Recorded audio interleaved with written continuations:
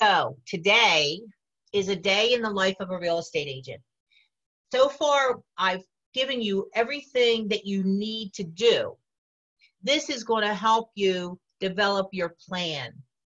And there is a bold law that says if it's not on the schedule, it doesn't exist. So what is that saying to any of you?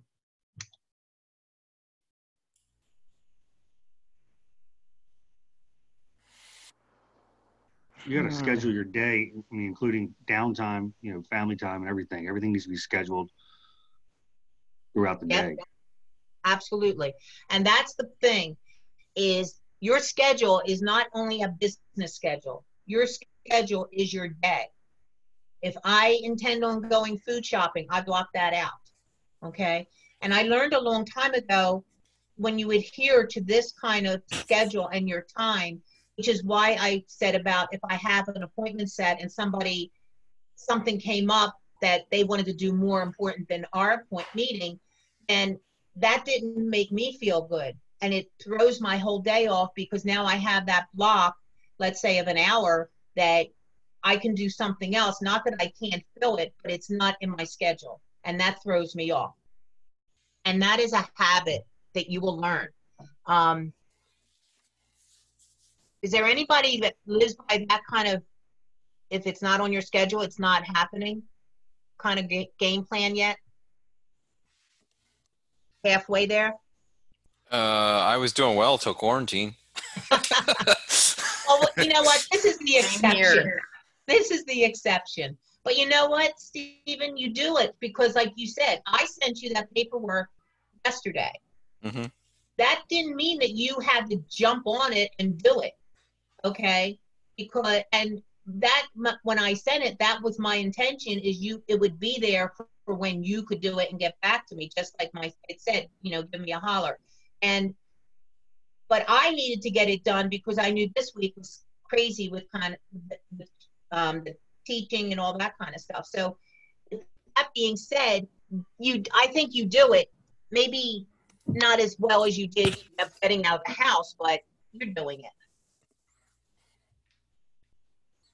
So, let's see. We all know this: grow your business, run your business. We're going to learn how to block on what's growing and what's running. But of course, we don't have a business to run if we don't grow. And that's going to be your main focus. You will hear things said about big rocks throughout this class. What you need to do is you need to think of, hold on, I'll get to it further down the road, but I want you to keep the thought of big rocks in your mind, okay? So we're going to grow your business and run your business. Notice here, it's not separated, it's together. So each day should have things that you're doing that are accomplishing both of these goals. People do not decide their futures. They decide their habits, and their habits decide their future. How profound is that? I don't think anyone could have decided that we were going to have coronavirus and be sitting in for as many weeks as we have been. And because we're sitting here with coronavirus and quarantine and on this Zoom meeting, we had two decisions to make. We are going to pull the blankets up over our head and come out when they say it's come out wherever you are, or we are going to decide on our habits and start habits that will benefit us for our future. We have the choice in that.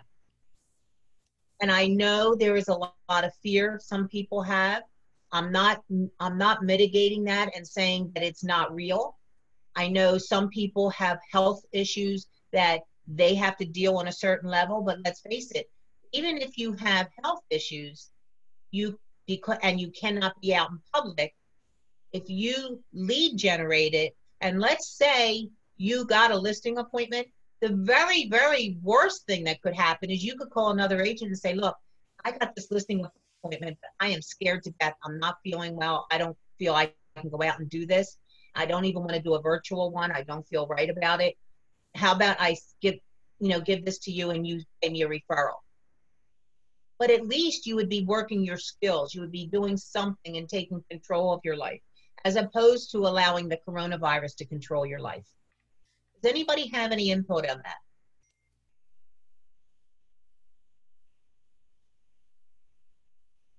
And right now I'm using the coronavirus because that is something that has really thrown all of us for a loop. And we've had to, you'll hear a lot of reference in Keller Williams as pivot, which means if it's not working this way, you got to find a way that it's working and you pivot and go the other way. It's like football. Did you ever see a football player on the field and they think they're going right and all of a sudden they're going left because it opened up there?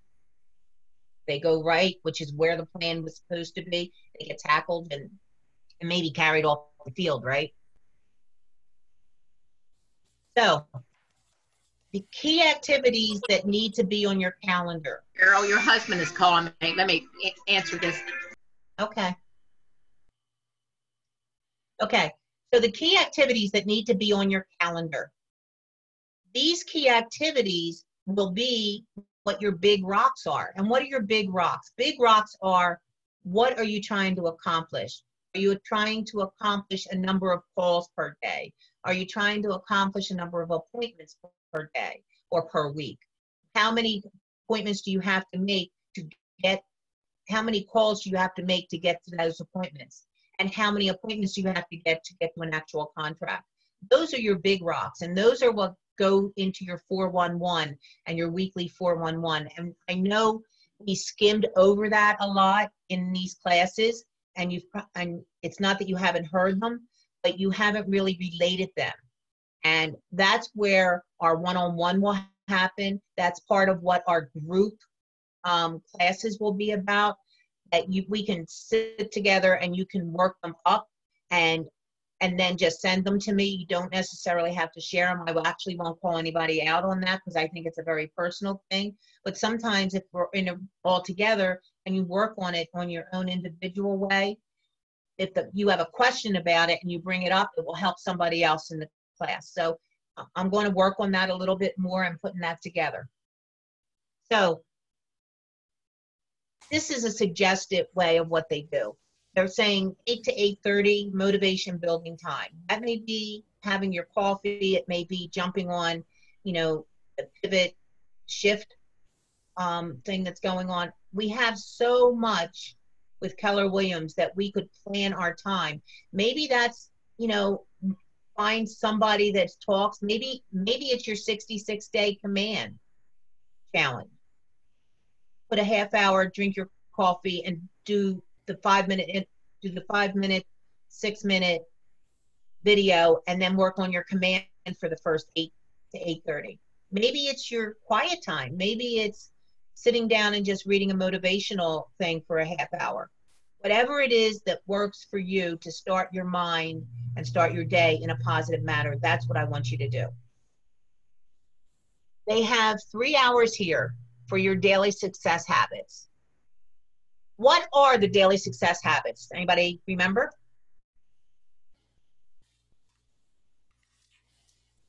Ten, 10, 10, help? Yeah, your phone calls, your emails, your notes, looking for, viewing properties, Yeah. You can at least 10. look at them online at this point. And the notes also. 10 calls. And notes. Yeah. Handwritten 10 notes. notes. Your previewing property, 10 contacts added to command, right?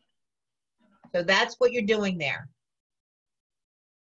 And your lead generation, you can say, okay, I'm going to take my phones and work my sphere, and I'm working on a farm, and I'm going to add in, I'm going to call 10 people from my farm every day too. Remember, you don't have to eat the whole thing at one time, but you can, if you take a bite a day out of it, by the end of the month, it's going to all be gone. So you got to break it down into doable things. Farm is a really important thing, because that could be another way a source of leads that once you set the system up, how you're going to handle it. Is it going to be by bulk email? Is it going to be by text? Is it going to be by sending out, you know, letters, the postcards, whatever it is that you're going to do to work your farm area, to get your name out there? That's what you need to at least start somewhere. And what I've seen so many times is people start things and they never give them enough time to really reap the benefits. It's like a farmer. When you plant the seed, it's a tiny, tiny little seed. And it's months of watering it and cultivating it and fertilizing it and doing all the things that need to be done before it starts growing. And even when it starts growing, you have to continue with things. And then finally you can harvest it and you have it working again. It never stops, because after you harvest it, then it has to start all over the following year. So what I'm saying to you is your lead generation never stops. Does anybody have anything they want to add to that? I have a question on the lead generation. Yes. Because people work, I now know most people are at home, but suppose some of it has to be in the evening. Does anybody else find that to be a problem to talk one-on-one with people? I mean, it has to be in the evening versus during that time. You don't have to do it according to these times. This is just a suggestion of a sample of what people do. Okay. You can work it in what works best for you. Okay. Okay. I would, and again, everybody now right now everybody's home, so you tend to get people regular. Right. But as things change, and then there's the other side is, as we all get out and about, I don't think the kids are going to be going back to school the rest of this year. But if they get back, and I don't think sports are happening, but in the normal world that we came from, later in the day was always people getting home from work. They're busy making dinner. They're getting their kids' homework done. They're running them for, their activities, and they're not home again till 8:30, 9 o'clock. So it's, you got to balance and find what works for you. Again, it's not as much about what works for them. It's about what works for you and you doing what you need to do. And if you find it works better for you at night and you get more reception, then do that. If you find, me personally, by 5 or 6 o'clock at night, I don't want to talk to anybody. So put me on the phone to make phone calls, even putting me in a class at 6, 7 o'clock at night. I'm not the same person, happy and jolly like you get right now. You could have laughed, everyone. But so I'm a morning person. So I like to do, and another thing I like to do is I like to get the things out of the way that I like to do the least, but I know I need to do the most first. And I learned that a long time ago. Somebody told me one time, especially when you have a bad call you have to make to one of your sellers or buyers, you have to call seller and say, we're not closing next month. The buyer's mortgage didn't get approved. You got the email last night. You probably didn't sleep all night thinking how you're going to call the seller. Next morning you wake up. It's probably not the first call on your list that you want to do. So you start doing everything else but you're really not on your game, because that's the only thing you need to do is call this seller, and that's the only thing on your mind. And then finally you get the guts up to do it around 3:30 or 4. I have found it's better for me anyway, if I made that call first thing in the morning, it's off my plate and we can deal with it. Or if I had to make a couple other calls to put things in perspective, so when I call the seller, I have all the answers. I handle that first, and then I go into lead generation. Because let's face it, this is a guideline, this is a map, but real estate changes from 1 minute to the next. And what we planned on for Monday morning and making calls over the weekend, you may have shown houses, or you may have did an open house and got a buyer and they want to go see houses because they're down here and they're going home later on Monday afternoon and they want to get out and look at houses. Well, guess what? You're not going to make lead generation calls first thing in the morning. You're probably not even going to do your motivation building time. You're probably going to get in the shower and get ready because you had to set up appointments and get that all done and go meet your buyer, right? So we have to be flexible.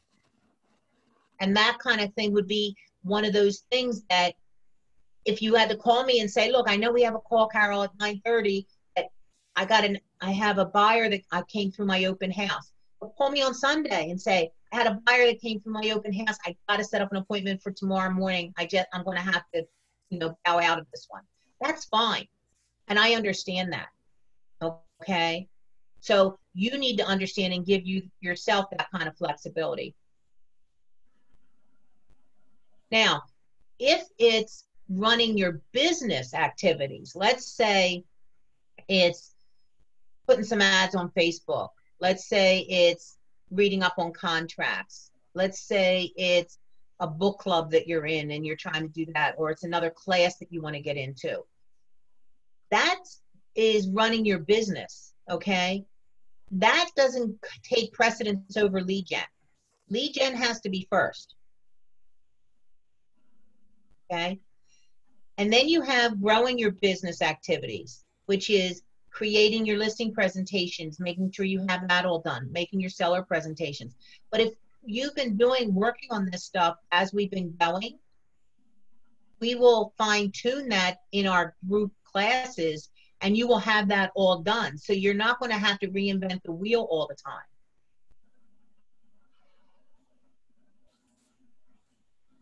Now this has review your calendar for tomorrow and make your plans accordingly. My thing is, my schedule, just so that you could figure that out, is my schedule is on Sunday, I time block all I use a paper calendar day timer, and I time block everything. It's a week spread and I can look at it and it's opened right on my desk. I color code different things. My lead gen is one color, my running my activities, paperwork is another color, my coaching calls are another color. And I look at it and that's how I can see that my day is full and balanced. Whatever way, this one says to do it the night before. Of course, the night before, I look at what tomorrow is in case I had to make any changes. But my week is usually laid out way before Monday night. Okay. Any questions?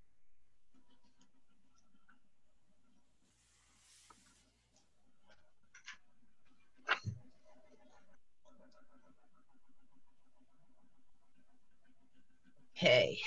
We did the successful habits. At the end of the day, look back. Remember to put your big rocks on your calendar first and then fill in the rest of the activities. All right? I know I've said that, but I just want to bring it in. Here you have family time. Now, one thing that makes me laugh is they don't have time in here for anything that you have to do at home. And some of you may have to take care of the kids, and some of you may have to make dinner, and some of you may have to go to the food store and all those kind of things. So make sure you build it in so that you don't feel like you're fitting it in here and then you're pressured, okay? Setting weekly and daily objectives. That's your 411. Does everybody remember this sheet that we went over before?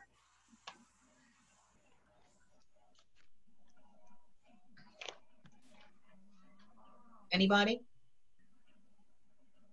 No, yeah, I remember it from the beginning. Has anybody worked on theirs? I'm assuming not, since I didn't get any answers except one. I've been working on mine, just trying to modify it slightly with the adjusted numbers off the last class that we discussed it. Yep. And we will be doing this more on a one-on-one, but you should be doing this weekly just to make sure that you're on track, okay? The annual goals are not something your annual goals you're going to reach anyway, but if you do one page for each month, all you have to do is print it out and put April on it. Okay, we're coming into May. So if you put May on it and what you want to do for the month of May, monthly goals, let's say what you want to do is you want to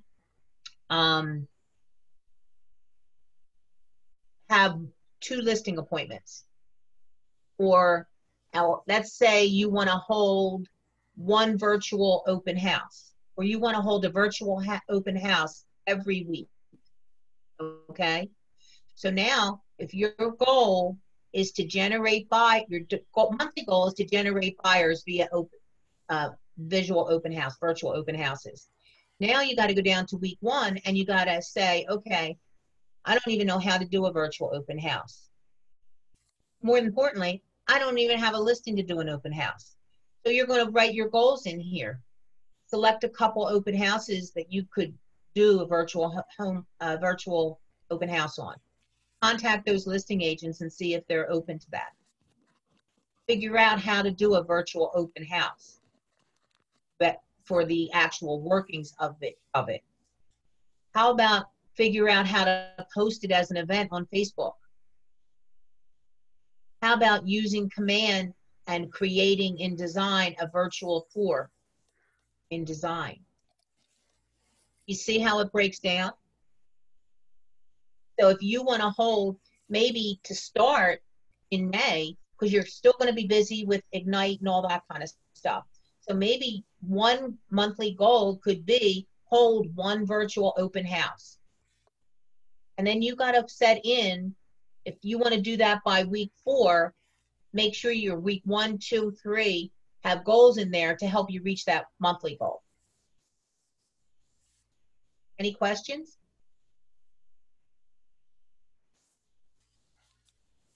What we're trying to do here is give you a whole apple and change it down, break it down into bites that you can manage. So that at the end of the month, you eat the whole apple. In your participants guide, page 3, you should have this, right?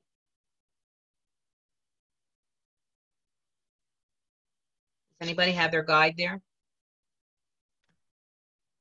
Yeah, it's on page 3. Yeah. Okay. It's there. Yep. All right.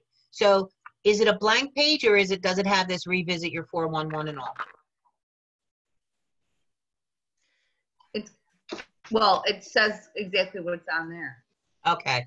So I'm going to, just in case and you don't know where your 411 is, let me do this.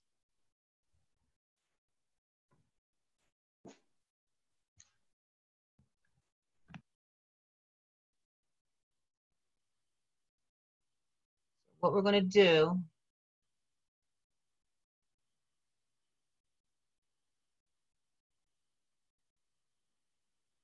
is you're going to go into your intranet.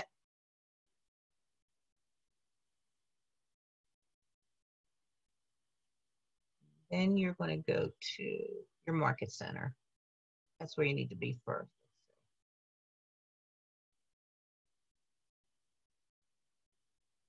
I'm going to go to my KW, I'm sorry. You're going to go to my KW, and then you're going to Education. yeah, just give me 1 minute. They don't want me to be in KW right now, I guess. Okay, I needed to switch.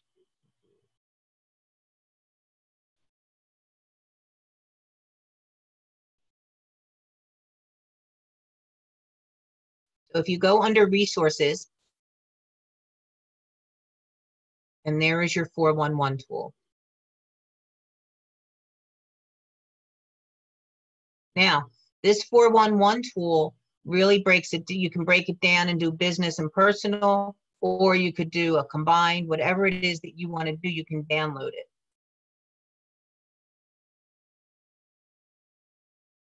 So if you went to a personal, let's see, that's not, I want to go to a business. And there's your blank sheet. So you could send me each month, because we're going to do our monthly calls. Each month when we meet, you should send me your goal for the previous month, which you already would have, and then your goal for the future. So starting with May, I want you to start working on this goal sheet, and right across the top, make it for the month of May. And then you're going to put May, you can put it right here. Your annual goals, we'll work on those. I'm not looking at annual right now, because with this COVID, it's so hard to project what we would do. It's not a normal world right now. But we can work for the month. Okay? So you're going to work for the month, and then you're going to put here what your goals are. Okay? So on your monthly goal, let's say, is to do a virtual open house.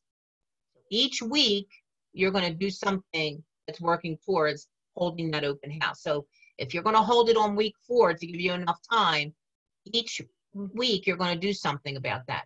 Now, week 1, you may do 3 or 4 of the things and feel that on week 2, you're going to fine tune them and pick the property, and you're able to do it on week 3. It's all up to you. Right now, I'm only looking for you to give me 1 goal. You actually have 2. Complete Ignite and implement what you're doing. You have your lead gen that you're doing your daily calls, and that should be a monthly goal. And then you have your weekly goals. So you should only add 1 new thing to it, which I'm thinking should be a virtual showing or a virtual open house. Is everybody following me?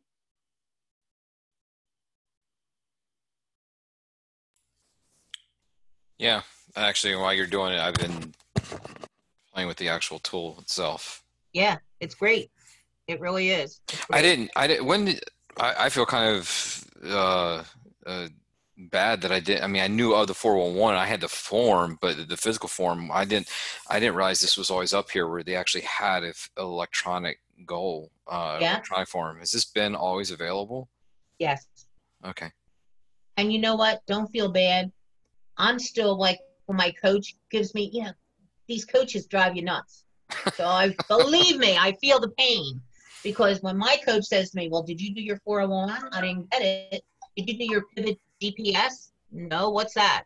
So believe me, all these things come in and they drive you nuts. But when you see the spreadsheet I sent you in your package on how you're doing your weekly things that you're doing and how we're keeping track on that, it will all come together. And I want this to be a roadmap. I don't want it to be something that bogs you down. Right. Okay? But I can't help you get to where you want to be if I don't know where you want to be. And then if I know where you want to be and I look at the activities you're doing and I know those activities are not enough to get you where you want to be, or you're overdoing certain things and underdoing others, I can fine tune your efforts to make sure that they're producing what needs to be done to get to your goals. That's what coaching is. That's not what training is. Training is showing you where this 411 goal worksheet is. Okay? Everybody, Carol, yes. let me ask you a question for these goals and, setting them and all that. What is there a checklist somewhere, or what are the best tools? Because for those of us starting out and setting up our business, sometimes we try to reinvent the wheel, and that's not really what we want to do. So if you look back, took your knowledge today and applied it to what if you would restart again, what tools would you have in place? What things would you have in place so that you could get that listing or that buyer? Like if I said I want a buyer or lister within 2 weeks, boom, what do I need to have in place to make me most efficient and effective? Well, you need to know how to work command. You need to know how to work right so you can do a CMA. And you need to have a listing presentation. Okay. So that's the steps that and Joy, you jumped on, this is Joy, right? Terry. Oh, Terry, I'm sorry. Okay. So you've been on it. So what'll happen is these things build on each one. Right. So you can't do your listing appointment unless you do Bright and understand how to work Bright. So you need to learn Bright. And here's what I suggest you do, and this is going to be part of our monthly, our weekly meetings. I may give you homework that says, prepare your listing presentation in Command. So when everybody comes in, you guys are going to share your listing presentations on what you did and what you didn't do. Then once you have the listing presentation, I'm going to say to you, do a market analysis, choose a property, whether it be your own, your parents', whatever, and do a CMA on it, a market analysis on it. And then we're going to do another class that would have the listing, using your listing presentation, using your CMA, present that as if the class is the seller and you are the agent. And in the meantime, what I may do is I'm going to maybe I'll set up so that we have an agent come in and before we even start it, so that you can see what a finished listing presentation looks like. Have an experienced agent do that for you, as if he's the agent and you are the sellers. And then you could take that and from that work on what you're going to do to create your listing presentation. So there's a lot of, yeah. There's like several places you can do a listing presentation though. Like I did one on Toolkit. So is there a preferred, should we get used to one or should we know all of them? I mean, which ones are the best? I think you need to feel which one works for you. Okay. Okay. Yeah, I mean, Carol, just to piggyback on that, because like Bright, like one of the things that I hope I'm not going to get in trouble for this, but I'm going back, like right now, I like the Keller Williams app in that it's clean, it's UI, it works. But one of the biggest things that the HomeSnap has over the KW app, for example, is the instant communication with your agent with the texting. And I know that the KW app they say it's on the roadmap. Well, the question is, when is that? No, I agree. And that's what I'm saying. Keller Williams has a tremendous source of many, many things, but it's not one size fits all. Yeah. Here's the thing. In Bright, you can do a CMA. I don't particularly like Bright CMA, but you still need to go to Bright to get your comps. Okay? Realty Toolkit has a great presentation, and it has, you can import all the information from Bright, and then it creates the templates and makes it all look nice and puts it all together for you. And then you can present it through, you can use a Realty Toolkit presentation. The thing with Realty Toolkit is there is not any, it's not specifically geared towards Keller Williams. Actually, Bob uses and our team uses Realty Toolkit right now. But I am in the process of taking a really hard look at the listing presentation that is in Command because it's really pretty good. It's really pretty good. And then all we would need to do is to pull the comps out of Bright and then intersperse that in the Command listing presentation to make it work. So again, to Julie's answer, there's no one size fits all. I think everybody should look at each one of them. And again, every one is not going to have everything that you like. You're going to find something you like in Realty Toolkit, but you like the way Keller Williams is more Keller Williams geared. You're going to like something in Toolkit or in Keller Williams, but you got to bring over the information from Bright and intersperse that in the pages to create the whole format. So I don't know, further down the road, maybe they're going to be able to pull that in and create it in the pages like we want, but who knows? But in the meantime, you have to do listing presentations. We're not going to wait for that to happen. So if we use Toolkit, we use, there's Market Leader is another one. There's Bright that you can do a CMA in.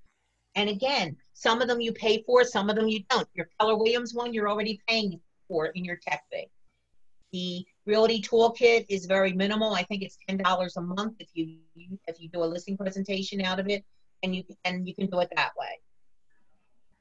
And then Bright is part of your Bright fee, so there's no extra fee there. But and again, maybe what you want to do is when you're going to work, when we do that class, maybe we'll look at all three and then compare them so that you all can make the decision on which one you want to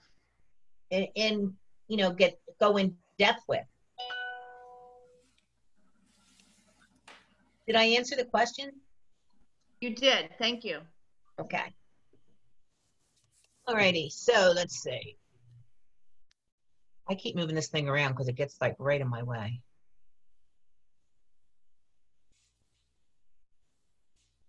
And I don't see where I can see my tool. Okay, so the truth is there's a pattern of predictability, a pattern of predictable imbalance in life, and it's called the 80-20 principle. I know we've talked about this a few times. So 20% of the effort will produce 80% of the results, which will be make more money, time with your family, and more organized. This is where I'm talking about your big rocks. If you look at page 4, your Think, Pair, and Share in your participants guide, I also want to talk to you about, Stephen Covey said one time, picture a bucket, and in that bucket, you put all the other effort into all the other things you do, which is 80% of the effort, and you put that, and that's sand, and that goes in the bucket. And then you have time to do your big rocks, and you put that in. How many big rocks do you think you can get in then? Not many, right? Because you have all the sand filling it all up. But if we focus on the big rocks, put them in first, and then build around our day around the other things, but focusing on the big rocks, we are going to get the results that we want. Everybody understand that? We all on the same page? So when you're talking about your big rock, that's how we know how to set your objectives, both your weekly goals and then into daily objectives, because we are trying to get to your big rock. And big rocks have to be broken down according to the month of what you want to do. Your very big rock may be how much money you want to earn this year. But then it has to be broken down into monthly objectives, okay, or monthly goals. And then from your monthly goals, you have to break it down into weekly, because each month, each week of that month, you want to get to what you want to get to for the entire year, to be contributing to your whole year. So your objectives should be timely, identifiable, metric driven, which means that we can actually see results from the efforts. I'm not saying I see a closing, but I see that you created your listing presentation. You have it personalized and you're ready to go. I can see that you did a CMA and you have a good idea of what the CMA is. So they are all relative to those weekly reports you're sending back to me on what you did, so that I can see that you have a time when you want to complete something, you've identified what you want to do, you're doing the things each week and daily to get to where you want to go. Where we come together is where coaching helps you make sure that you have a realistic and attainable goal. It's not realistic to say, I'm new, but I want to sell $5 million in real estate this year. Can it happen? Yes. Is it likely? No. Right? And then it's purposeful, which means it's driving you back to where you want to be based on your goals. Does anybody have any questions on this or any input?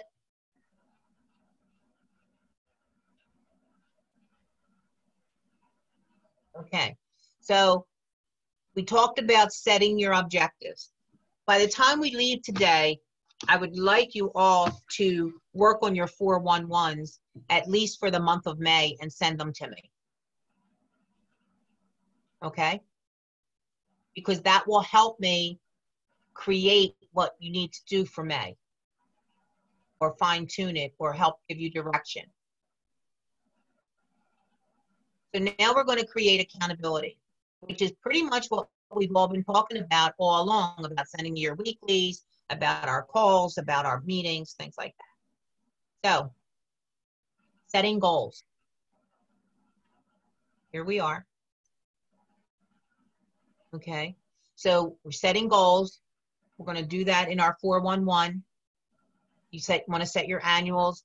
Do you remember probably 4 or 5 classes back, you had that big circle, and then you had the other thing shooting off of it? This is what I want to do in my big circle, my big rock.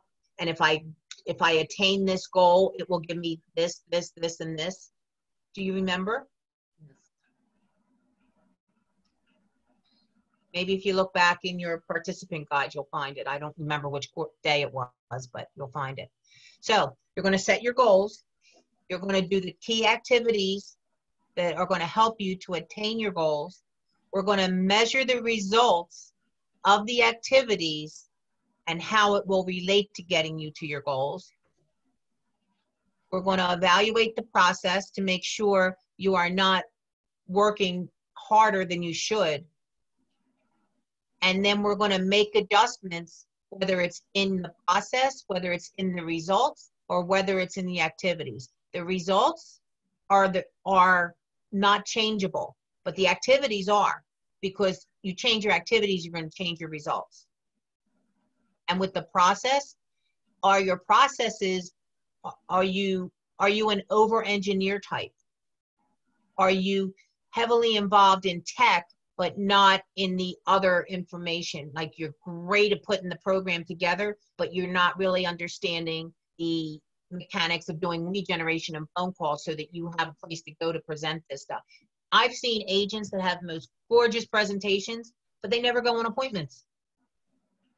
I've seen other agents that throw things together by the seat of their pants, and they go on appointments and they nail them. Somewhere in between is where I want you to be, okay? Because those agents that fly by the seat of their pants, I'm not going to change their personality. I'm not going to change the way they do things. But those are usually agents that have been doing it a long time, and it's just a second nature to them. They don't rely heavily on the actual presentation itself. They are the presentation pretty much, and their knowledge with the numbers and how they present those numbers is what makes it work. And your personality also is reflective of how you're going to do this. If you are the type of personality that everything has to be in order and your checklists all have to be marked off, your presentation is going to look that way. But one thing we need to realize too, in our business, we have to be like chameleons. You have to be able to reflect the personality and decipher what the personality is of the person that you're working with, and you present to them in the way that they like to be presented to. Us doing it our way and what we think is the right way is not going to work if that person doesn't like things being presented that way. You talk to someone and they're an engineer, and you're talking to them and you know they're an engineer. And actually, I can talk to somebody, and in the first 5 or 10 minutes, I can figure out what they are. They're engineers, they're tech programmers, they're into that. They are artistic, and they just fly a lot with other things. So once you figure out the personality of who you're working with, that too will reflect what kind of presentation you do. Because if I am talking to an engineer, I know I better have my stats in place And I better make sure I can answer the questions about the properties down the street and what sold and what hasn't, and why is their number one thing and I think his number should be something different. Taking postcards and showing them pretty marketing pieces is not going to engage him. If anything, he's going to say, yeah, well, that's pretty, but that doesn't give me the numbers that I need for my stats. He may not say that, but his reaction and his absorption is going to say that to you. Then you have somebody else that comes in, and that agent is highly into comps. These are the numbers. This is the way it's going to be. This is what I'll do. Yeah, I do marketing. I do some technology. Here it is here. I send these postcards out. But they focus on the numbers. Where do you think that engineer is going to list his property? Most likely.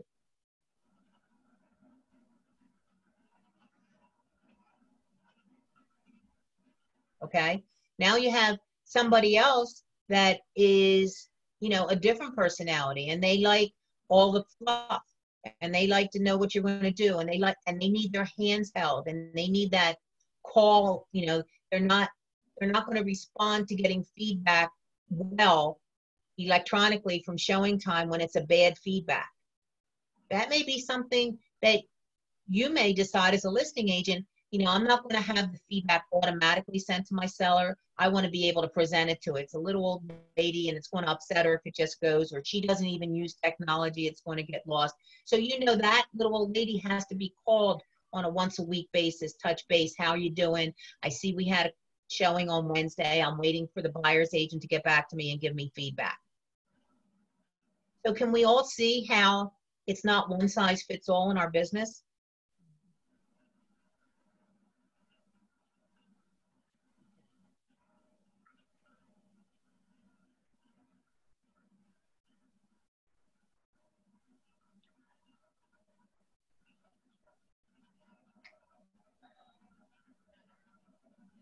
So, accountability. We've talked about this a couple times in different shares. You're going to share your goals, long-term, medium, and short-term.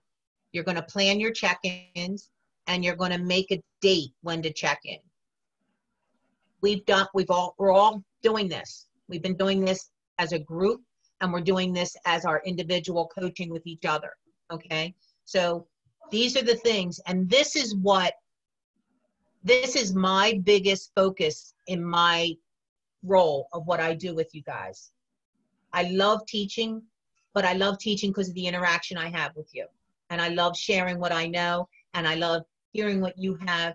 And by me teaching, I have to stay up to date on all the new stuff. So I love that. But the accountability is, to me, the most important thing I can do for you.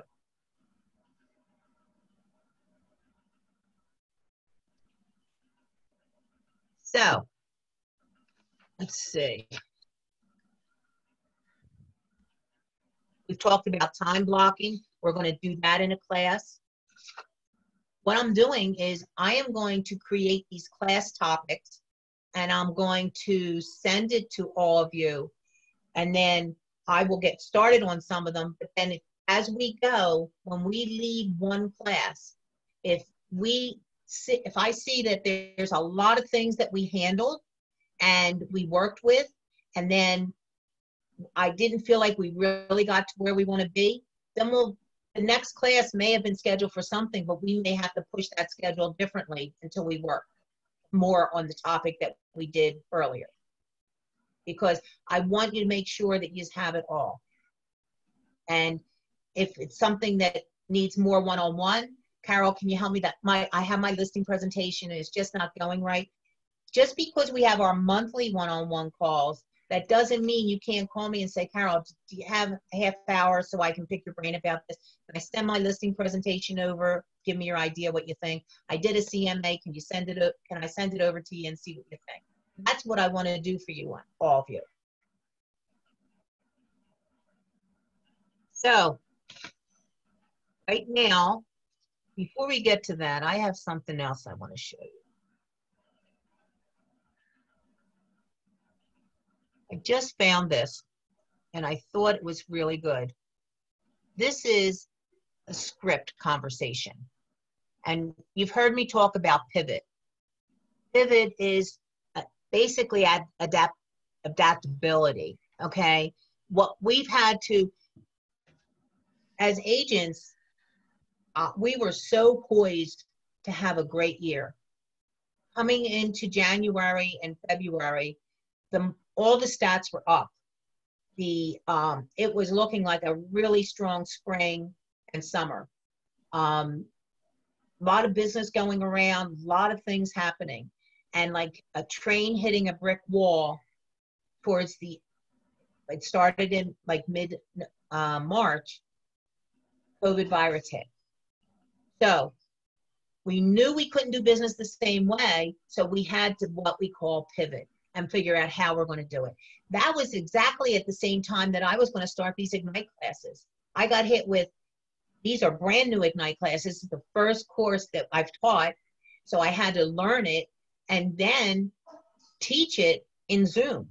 Talk about pivoting, and that all happened like within 5 days, okay? So talk about having to be adaptable and pivot and know all that kind of stuff. So with that being said, if you are the kind of person that gets easily thrown, you need to work on that for your own benefit, because you will drive yourself nuts, because this business is all about pivoting and learning how to maneuver through that.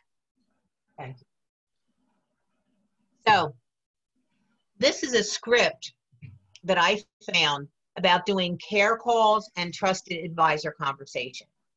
I have had some conversation with agents, and I have very different varying areas with them. Some agents are absolutely shut down, scared to death. I'm not doing anything until everything is opened up and we are back to, quote, normal. I can't change somebody's personality, and I never want to put pressure on them. So that's their choice. It's their business. Okay. So with those kind of agents and that mentality, basically I try to be supportive and let them know that I'm around, but I can't push them and hold them accountable if they're basically have shut down, both just in interaction and business. I can tell you in my perspective and from what I see of every one of you sitting here on this class, that's not your mode, okay? I don't see that mode in any of you. What I see in each one of you is the acceptance of where we are and the knowledge that it will be over at some point.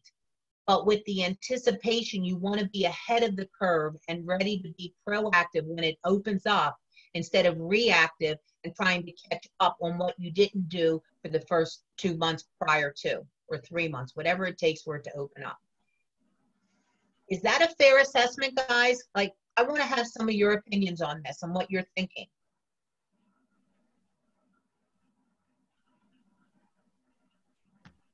Anybody? Before I call on you? I think that's very fair. You know, and just, I know that's what I've been trying to do, at least, and I think in, you know, talking more with some of you guys too, like just trying to stay on top of it and taking this opportunity to learn and to develop and to, you know, focus where it makes sense, where you can right now, and, you know, trying to just take the different command classes, doing the, you know, 66-day challenges and stuff. It's been, you know, just trying to get all those things established and learn now. Yeah. And I mean, like, for example, I in the beginning of the quarantine, I would start off with a schedule, because I seen Carol, I'm doing a hybrid. I'm moving to a digital and a physical written Right. daily planner. But I mean, I could literally have it time blocked, and I have 3 kids, 3 little girls. And so you can time block all day long, and it would be blown up by sometimes, some days by 11 o'clock, 9 a.m., 2 o'clock. So for me, the biggest thing that I've had to learn through this quarantine was, without it sounding too corny, was just showing up. Like, you know, you just don't stop, you know. So there's been some nights where I would do some reading or studying at night, and then and I'll start it out fresh every week. I'm like, okay, hopefully this week I'll get a full weekend. And you just, you know, you do what you can do. Exactly. It's not what I prefer. I felt like I was on a roll when I was going to the office. But it is what it is. Stephen, do you do your emailing at like 2 a.m. too? I have not yet. Just because one of the things that I've transitioned from the tech world. I lived at 3 a.m. with a server going down, whatever. But I try not to do any more emails early in the morning if I can help it. That's just like a personal standard. I'm like, I refuse to work in the middle of the night because I don't want to go back to that world. Oh, But I find myself that for me, yeah, when the kids go down at night, putting on a pot of coffee, and that's nighttime right now seems where I can zone in. But yeah, so I mean, I understand completely on that one. Hey guys, Yes. enjoy this crazy time of your life when those kids interrupt your business and you can't get the studying done you want. Enjoy it now, because so quickly they grow up and they're gone. Well, I love it when my daughter calls during her lunch break and just says, "Mom," and she interrupts my studying, and I'm thinking, no, I love this because she doesn't live with me anymore. They're all grown up now. And it was about a week, and Terry, it's funny you mentioned that, because it was about a week and a half, and I found myself, because I'm very type A, and I like things ordered, I like things structured, and I found myself just going borderline ballistic. I don't want to say ballistic, but I just annoyed, just like, I have a schedule, and I had to learn to finally pull back and just said, you know what, and that's where it kind of all changed. I said, you know what, if the kids say, hey, let's go for a walk, we go for a walk. If my wife is busy because she actually works a remote job, she's like, hey, I need help with the lunch. I prep the lunch, and so as much getting done as I want it to be, no. And one of my biggest feelings is I don't like feeling when I'm falling behind of what my goals are, and that's what I have felt. And I've had to change my mindset through this time. Like, you know what? Okay, so I'm falling behind in the real estate goals section that I want, but you know what?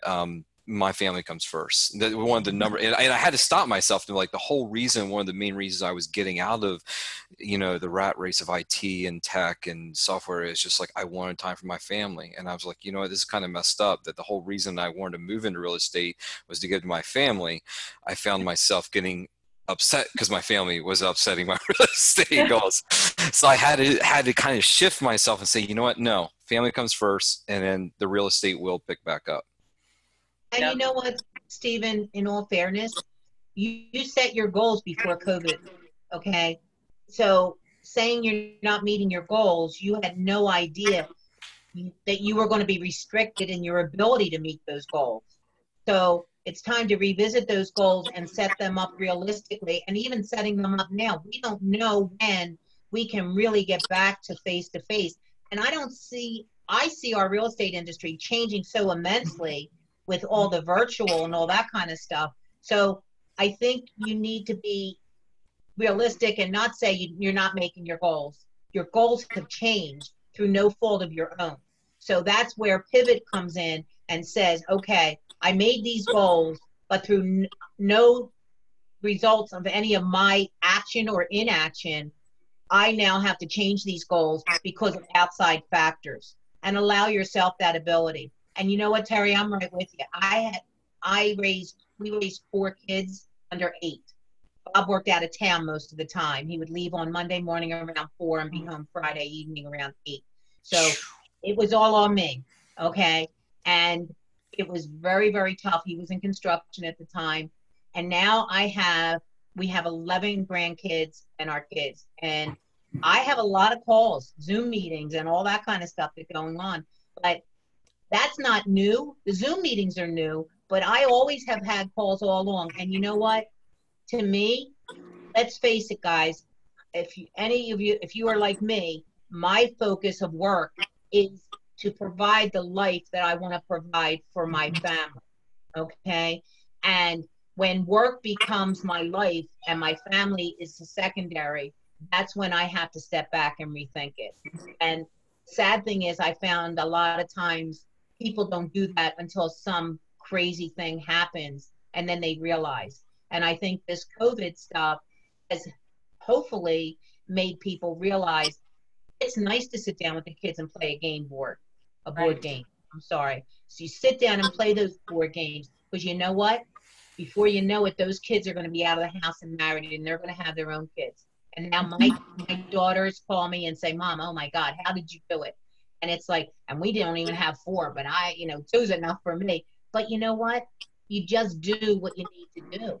But the fact that they call me tells me I built the right foundation. They see that and they recognize it. And my family has always been our main focus. So I know that males have a typically, because they're always technically usually the provider, and they have that kind of personality. And Stephen, like you said, you're a type A. But you needed this time with your family, because when you have to start doing your other things, you're going to have the foundation set with the kids, and they're going to know that dad's around, and your business is going to take off, because you're going to have a strong foundation with your family and a strong foundation with your business. And I think, and I can't speak for, I think I can only speak for myself in this, and this has been just one of the detriments for me personally, and coming over into this industry, was that, when I go down on when I jump on a lot of these training sessions or Facebook pages or the pivot shift meetings in the morning, what I'm sensing is it's kind of exciting to see an industry where people who normally didn't lean on technology, they are more and more, so they're getting exciting about, all the technology tools. But when you come from it, like for me, it's like, you come from the world of Slack and Google Hangouts and just, okay, I got to set my time schedule for Netherlands developers. You kind of like, I know this is going to sound crazy, but it's like the last thing I want to do is jump on a Zoom call some days. I'm like, I can't like I was excited for the world of, hey, I get to go and have lunch with someone and talk to them face to face. So it's been forcing myself to get, to use the tools. I'm like, I don't want to, like, I know them, I don't want to use them. I just want to talk to them. Well, you can stay out of them. Share some of the tools with us. Show What now? us how to make our lives simpler, and there you go. There's been discussions with the team leader in Ocean City about that, so that may be soon to come. We'll see. Cool. You will all survive this. Look at this as setting your foundation. I get tired. My Mondays are crazy. After I do this, I have 4 coaching calls with people after that. So I run till like 6 o'clock tonight on the coaching calls. By then, if anybody calls me at 6 o'clock tonight, don't hold me to the answers I give you. Okay. But I love it. It energizes me. It gives me things, but you guys are learning things in a time that no other agent, no matter how long we've all been in the business, none of us has lived through this. Have I lived through other down markets? Absolutely. But none of them have been relative to the safety of each and every one of us and our families. And this one is. And we're all trying to get a new business going, keep a business going, but most importantly, we're trying to just stay focused. And, hopefully we all, and I'm not even saying hopefully, I believe that we will all come out of this stronger and better people. And hopefully some of the nasty clients we deal with will too. Carol, I feel like that I took a course a number of years ago when I was in corporate, and they said that you need to reinvent yourself when troubles come along many times. Yeah. And this is what I feel like these courses are doing. You're reinventing things, and the training is wonderful.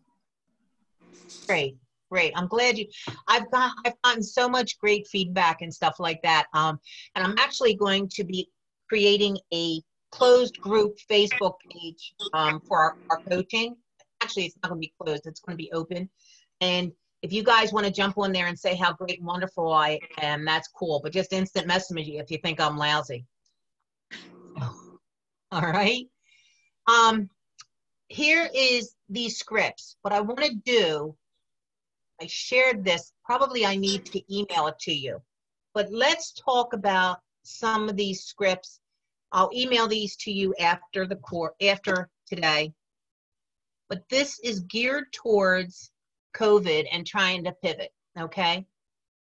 So after we go through it, then I'm going to let you guys role play. Ford. Okay, here's who's going to tell me what F stands for.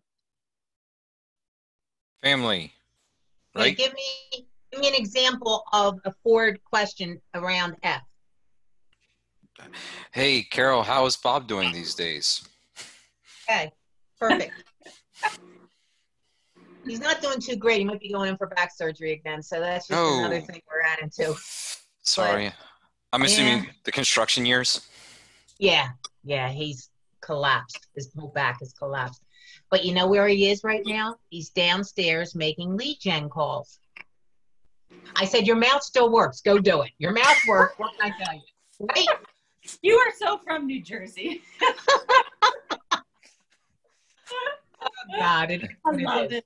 Well, the best is how she adds S's to some of her words. I was like, man, I used to date a girl from Jersey in college. I'm like, oh, I haven't heard that in a long time.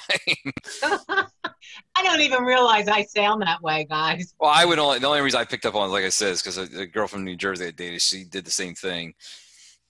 Well, your voice is exactly. I have a really good friend. She's still in Denver, Colorado. She's a mortgage lender.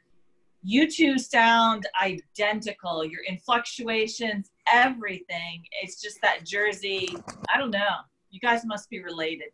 Identical. I hope you like her. I do. We're going to go a long way together, Tara. She's a hoot. I can't wait. You know what I'm waiting for? I want to have a happy hour, a real happy hour, not a virtual one, where we all can get together and really see each other, because I think we all bonded, amazingly over this class. So, okay. I'm sorry, I had to step away. I had a follow-up phone call from leads. I've been getting them. I'm actually, Carol, on this whole note, on this AHAs, I'm glad we have all this. I've already started filling out some of the 411 paperwork, but like I had mentioned, I've been in 2 places, upstairs and now downstairs, and I'm looking forward to next week. No, not to take that personally.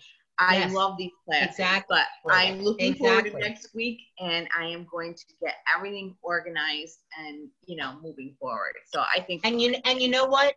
They didn't want me, corporate, when they send out how to do these courses, did not want me to have a break. They want them to go run. But I felt you guys were going to get a lot, and I figured you needed a week break, and especially with this COVID stuff going on, you needed a week to put everything together. And all I'm getting back from everybody is it's great, because now I can put everything that I learned now. I can work on some of these systems at my time, and then look forward to the next part of it. So for the O, what does the O stand for? Occupation. Okay. Give me a question on occupation, somebody. So what do you do for a living? Okay. Do you need a home office? Okay. When they respond, oh, I'm in tech.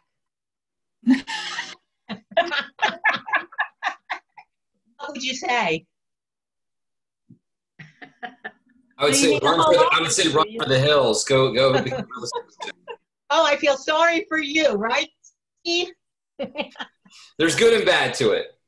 Yeah, like everything. Exactly. Like everything in life. Okay, R. What's R stand for? Recreation. Okay. Question for recreation. So, Carol, do you have any hobbies? What do you like to do in your spare time? I live at the beach. I like to take my Jeep down on the beach. Do you fish when you go, or you go shelling? Or are you kidding? That would get my hands dirty.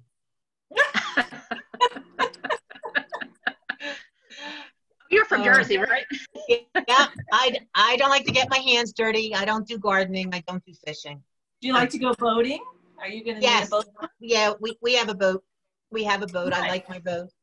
So I'm either at the beach, as long as we can back up and I don't get a lot of sand on me. And Bob's the total opposite. He likes the sand, he likes the sun, he likes all that stuff. So you guys are all getting this down now. D, what does that stand for?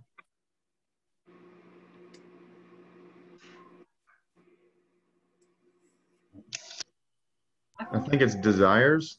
Yeah. Desires. So that's what's taking you to about what they're looking for. Why are they calling you, or why are you calling it? Like, what do you want? You know, you like being at the beach. Are you looking for a second home? Okay. What do they see happening in their life, moving them forward, right? Mm-hmm. Okay. And remember, you're not going to ask every one of those. You don't have to ask a question for each one. You have to ask a question that will open up a conversation. That's the main thing. All right. So let's see. Who wants to be the agent for this for going through here?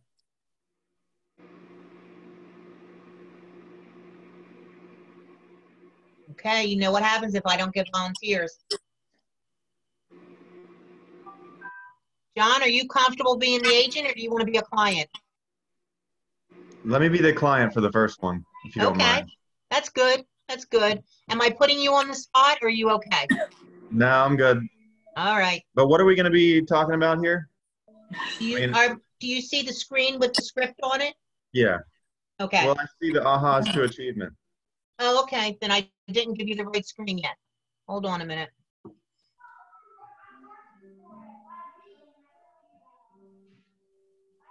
Do you see the script? Yep. Okay. So there's your script. So you're going to be the client. Who wants to be easy on John?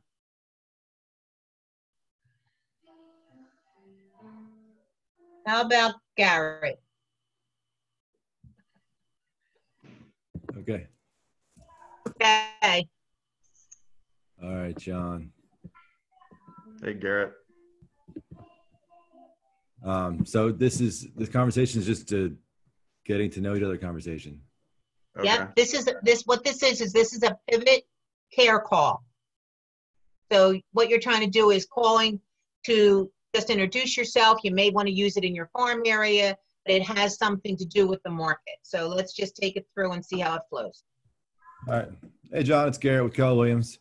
I'm just checking to see how you're doing with all this craziness going on right now with the quarantine. Have you been locked down with your family?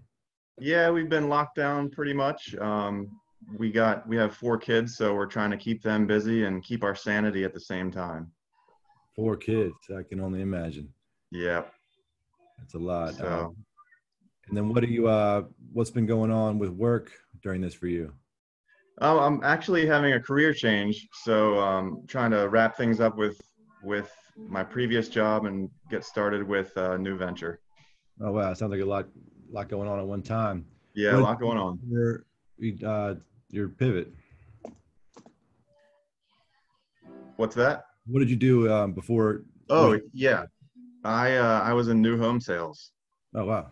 Yep. So, and I'm starting a new business related to that. Oh, very cool. Yep. So what have you been doing? Have you and the family had any time to do anything fun out and about? Yeah, we've gone on bike rides, and we go to the state park. We like being close to that. So we're getting outside, but it's starting to get a little old, and we're looking forward to things opening back up. Got it. Which state parks are you near that are open right now?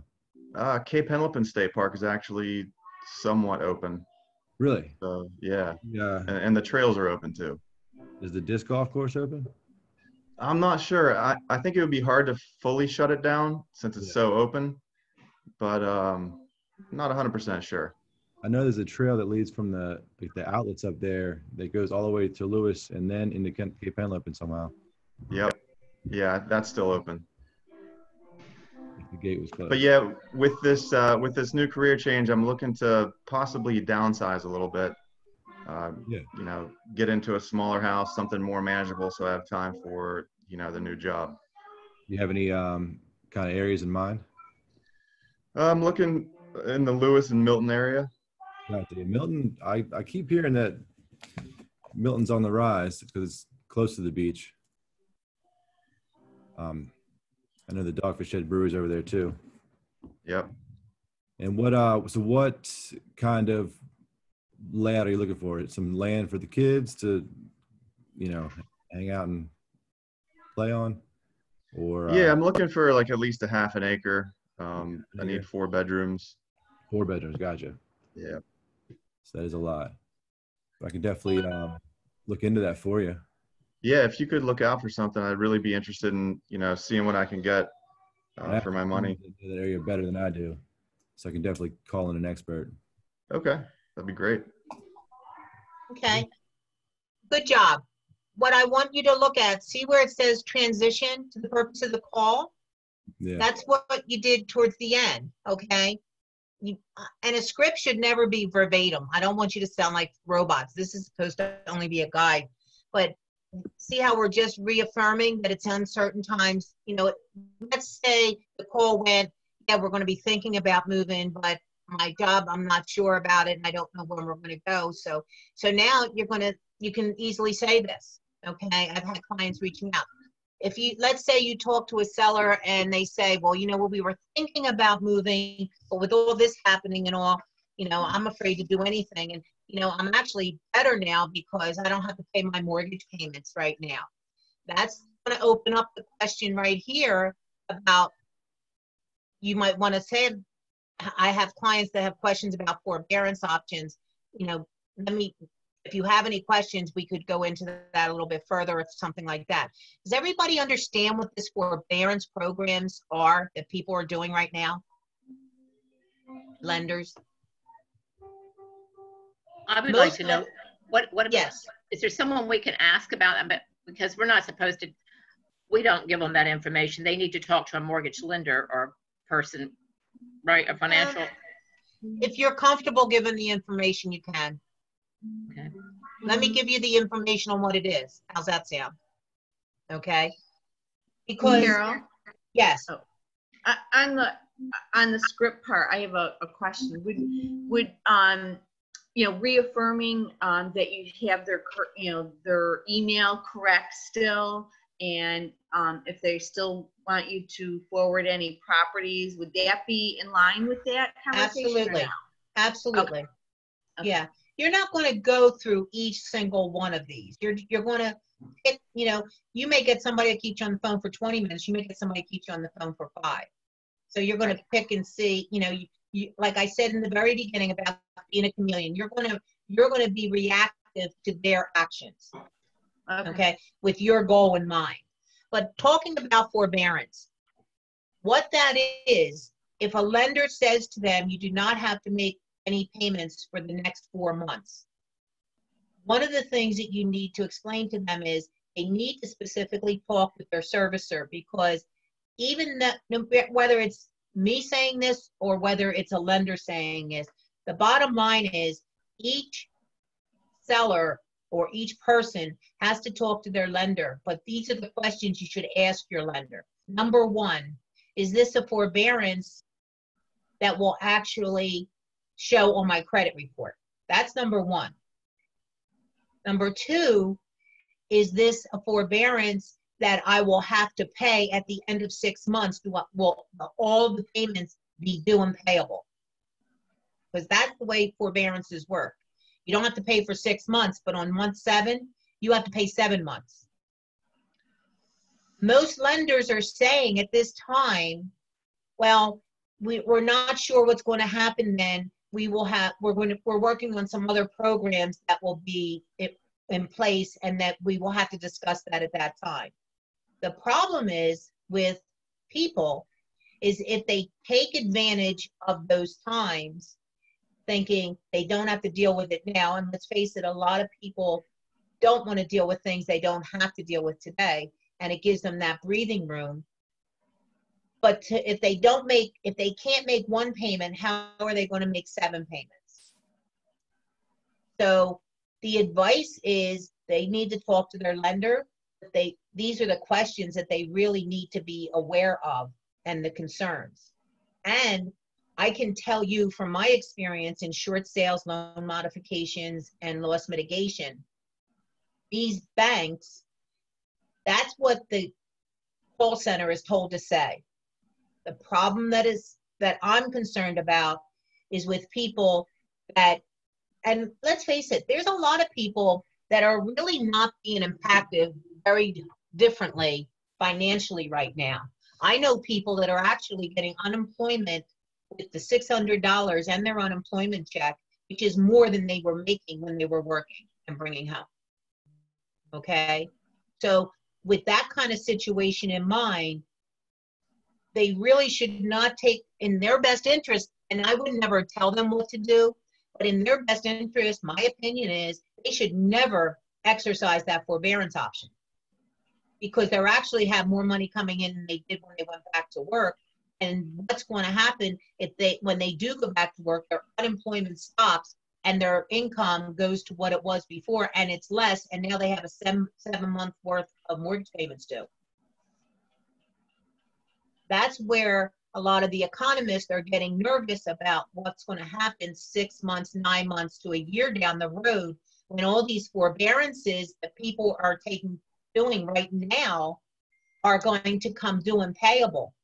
Now, what's happened before in 2008 was they would give you a forbearance, and then when the forbearance was up and people couldn't make the payment, they would then have them go for a loan modification. And a loan modification typically adjusts interest rates and payments. Now, how much more can you adjust interest rates if these people have gotten a loan in the past, let's say, year or two? Their interest rates are 3.5%, 4% maybe. Back in 2008, the interest rates were 8, 7, 8, 9 even on some, okay, depending on what kind of loan it was.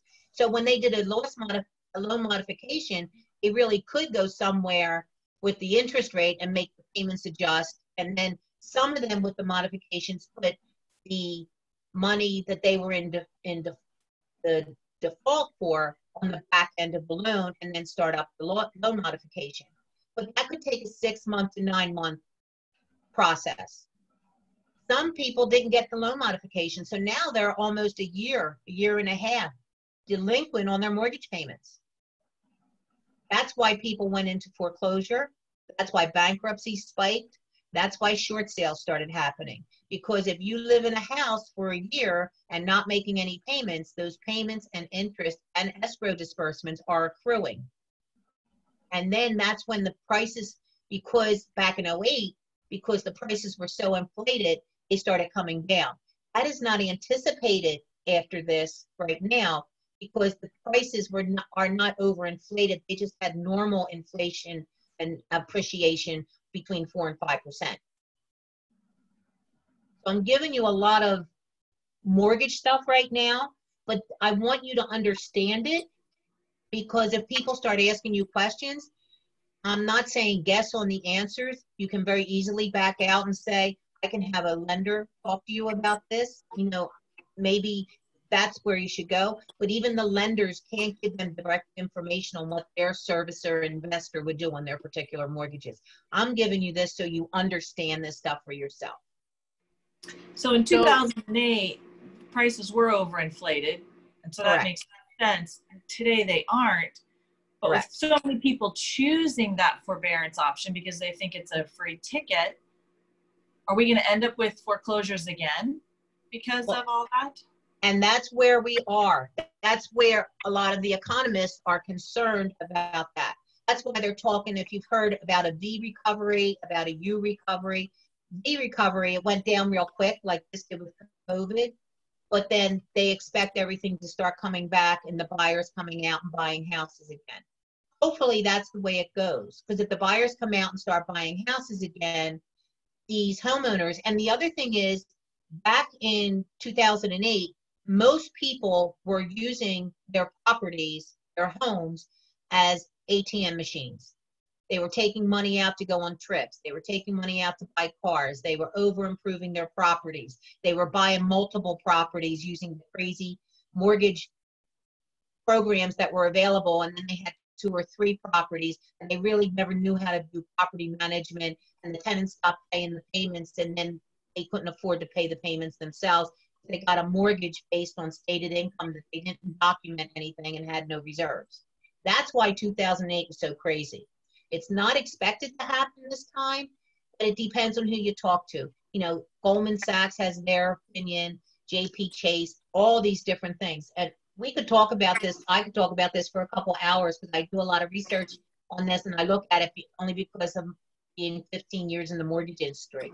So it's really important to me. What I see happening is people that use the forbearance because they needed a month break, and then the following month they paid some of it, and the following month they paid some of it, and then they realize, and when they get back to work, they really had a loss of income. They are going to be fine. My concern are for the people that got in, first-time home buyers. They realize now what it is to have a mortgage, and somebody saying, well, look, you don't have to pay your mortgage payments for the next 6 months. Taking advantage of that with a false sense of security. Right. Unlike if you were in a rental and somebody said, well, you don't have to make your rental payments for 6 months. They don't build up, and if they do, what do? The people pack up and they walk out. In a house, when you own it, you don't pay your payments for 6 months. It builds up, and that mortgage is still there, and they will come after you, and then you have the property, and then it rolls into that. That's my concern. My concern is for that group of people, because it's showing, all the statistics are showing right now, the equity. Most people have 50% or more equity in their homes, they're saying now, based on the whole industry, based on, the United States. So people, I think, got so burnt in 2008, even the people that did make good investments, but they got very conservative. They realized, don't use your equity as an ATM because you just want to go on a trip, okay? Now, saying the equity is so high because people are only using it for improvement of the properties, and because appreciation is not as crazy as it was. We saw 8 and 10% appreciation. I mean, you saw people going under contract and buying new construction. We were one of them. People with new construction in 2005, from the time we bought it to the time we went to closing, it went up $45,000. Okay, that's not real. That's not real. We always knew that bubble was going to burst. But, you always think, well, it's not going to burst yet. I got a little bit more time. The only problem is we weren't the ones that could decide when you have a little bit more time. So that's where the forbearance is. Anybody have any other questions? Yes. Do you think, for the people that, oh yeah, I'll take, I'll do this without even knowing what's coming down the road. If, the next few months, if anyone's taking any listings, should we even ask that question if they did take the forbearance? I think it would be a great question. Yeah. Okay. I absolutely think that's something that you should talk about. Okay. And I would, you got to be gentle in it. That's where, remember we talked about listings and I said you should always ask, are they in default? This could be another question that you may want to ask. Say, look, you know what? I know there was a lot of options out there for forbearance, and I just want to know, have you taken advantage of that with your lender? Yeah, because that makes a difference down the road. If they go to close and they don't realize how much money they got to, Correct. If something, goes kind of in 2 months and they still have 2 more months before they have to pay anything, and they don't even know, they don't even know how that worked, so. Right. And here's the other thing. Think about this. Let's say they bought their house USDA 100% financing 2 years ago. So now we know that their balance is very close to what they bought it for. And the house is worth maybe a little bit more than what they paid, enough to clear the closing cost of selling. Because remember, they have 2% transfer tax, they have a 6% real, so there's 8% off the top. So if the house hasn't appreciated at least 10%, there may not be at a break-even point. Now add into the fact that they haven't paid mortgage payments. So now their mortgage has continued to go up. They may not even be able to sell, because when you do your market analysis at the number that you're saying, and then you look at the numbers, and then they have forbearance added on there, and they had a USDA, again, getting back to, if you ask them for their mortgage statement, you'll be able to see where they are, what kind of mortgage it is, things like that. These are all questions that I don't think anybody's really saying anything about.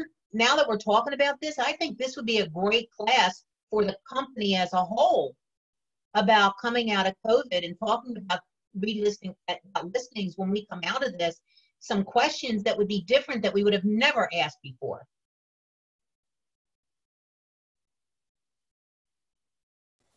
Right? No, absolutely. No, absolutely. This is something I've personally been thinking about too. Like, how do you approach it? Because you know that there's going to be a 3 to 6 month window here where, when you approach a seller, or if someone's thinking about selling, this becomes something that was never even in the view. Right. 3 months, 2 months ago. I think it's going to be a 6 to 12 month. 6 to 12. Yep. Okay. Because you figure if they took their forbearance and they go out 6 months, if they take it in April and it goes out 6 months, you're looking at till October. And now come October, it's due. They're going to start being delinquent because they can't make that payment. They're going to start calling you. Now, let's face it, when are they going to do it? If they're going to try to save their home, maybe they're going to say, okay, well, when I get the income tax in January, I can catch up on a couple payments, or I can do this, they're going to try to save their home. So come October, it's due. It may take them 6 months, 9 months before they really realize they can't. So I think you're going to be looking 12 months to 2 years that this could come back and bite them in the butt. And I'm not being negative here. I'm all about you guys having the knowledge and being proactive, because for you as an agent, the last thing you want to do is list a property, invest advertising, invest time to find out that these questions weren't asked up front, and the sellers don't even know that they should be addressed.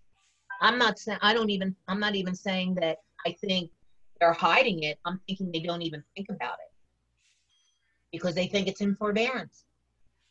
Oh, I have 6 months, and then we'll work it out. And they said I can talk to them then. They don't know what that means. You talk to any lender, and I think that's what I'm going to do is I am going to contact a lender and let's do a COVID-19 forbearance class. How's that sound? And have a lender here to talk. Sound good? Oh, that would actually be pretty That'd cool. be great. Thank you. How about Friday? Sure, I'm game. Yep. All right, Friday, 9:30, I will get a lender that can come and do that for us. Because then you can bring all these questions out and see where what we're thinking. But I think it would be a great thing for you guys. Yeah, Okay. Thank you.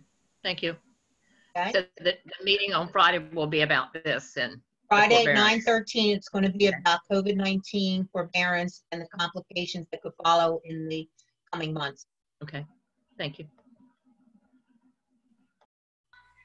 I mean, think about sellers now that have their house under contract and they're not paying their payments because they're supposed to go to closing, let's say in June, and they figure, well, you know what, I don't have money coming in. I really don't want to use my savings to do it. It's going to settle in June. I'll just let it go and not make the payments. And they expect to get X amount of dollars out. They're not thinking that their payoff's going up each month. They're not thinking about that. Most likely. Okay. So I will send this to you. See, there's a whole bunch of different things, different ones that you can go back to. Here is mastermydatabase.com. There's a lot of scripts there that you can go to. All right. So I'll email this out to you all after the class. Let's see.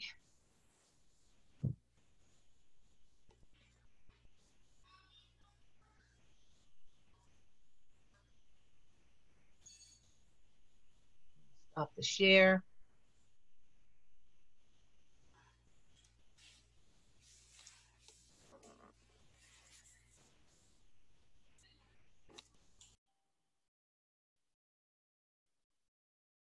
Okay. How about we take a break, think about your aha moments, and then we'll come back. Sounds good. Okay. Let's see. What time is it? Let's see. It's 12 It is- o'clock. Yep, 12. All right. How about we do 15 minutes and then we can come back and wrap it up? Sounds good. Okay.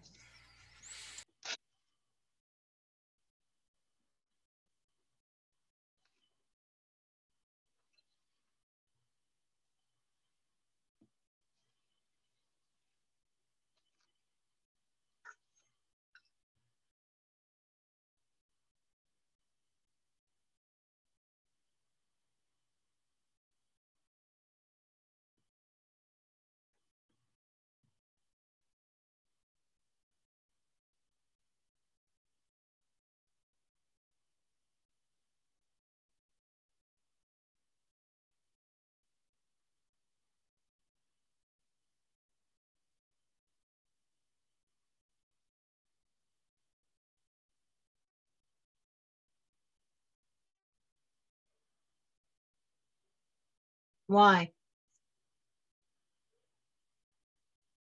Wow. Really?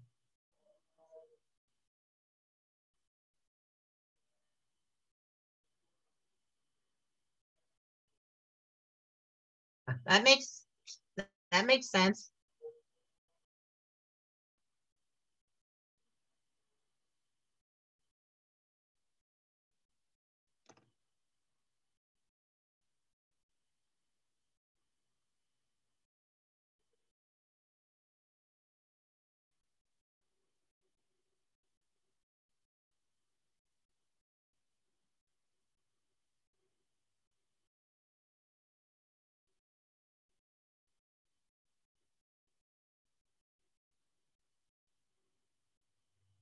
Hi, Carol. This Ah. is Ika. Hello, Ika. How are you? I'm good. I'm sorry. I'm just joining. I don't know what's going on. Okay. We're just breaking now. We're pretty much done, and then we're going to do our follow-up. But I'm going to send an email out with the script for calls for the COVID-19, how to get through a couple things. Oh, okay. Okay. Okay. Uh-oh. How was your weekend? My weekend's good. Boring. I didn't do anything. Oh, sometimes that's what you need. Yeah. No business. I'm stressed. Nah, don't stress. It'll come. Just keep doing what you're doing. I know.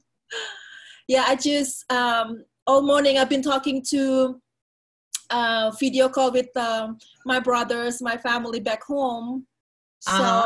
So I could not join. I'm like, oh shoot, I missed it. So I just done talking with them and I'm joining.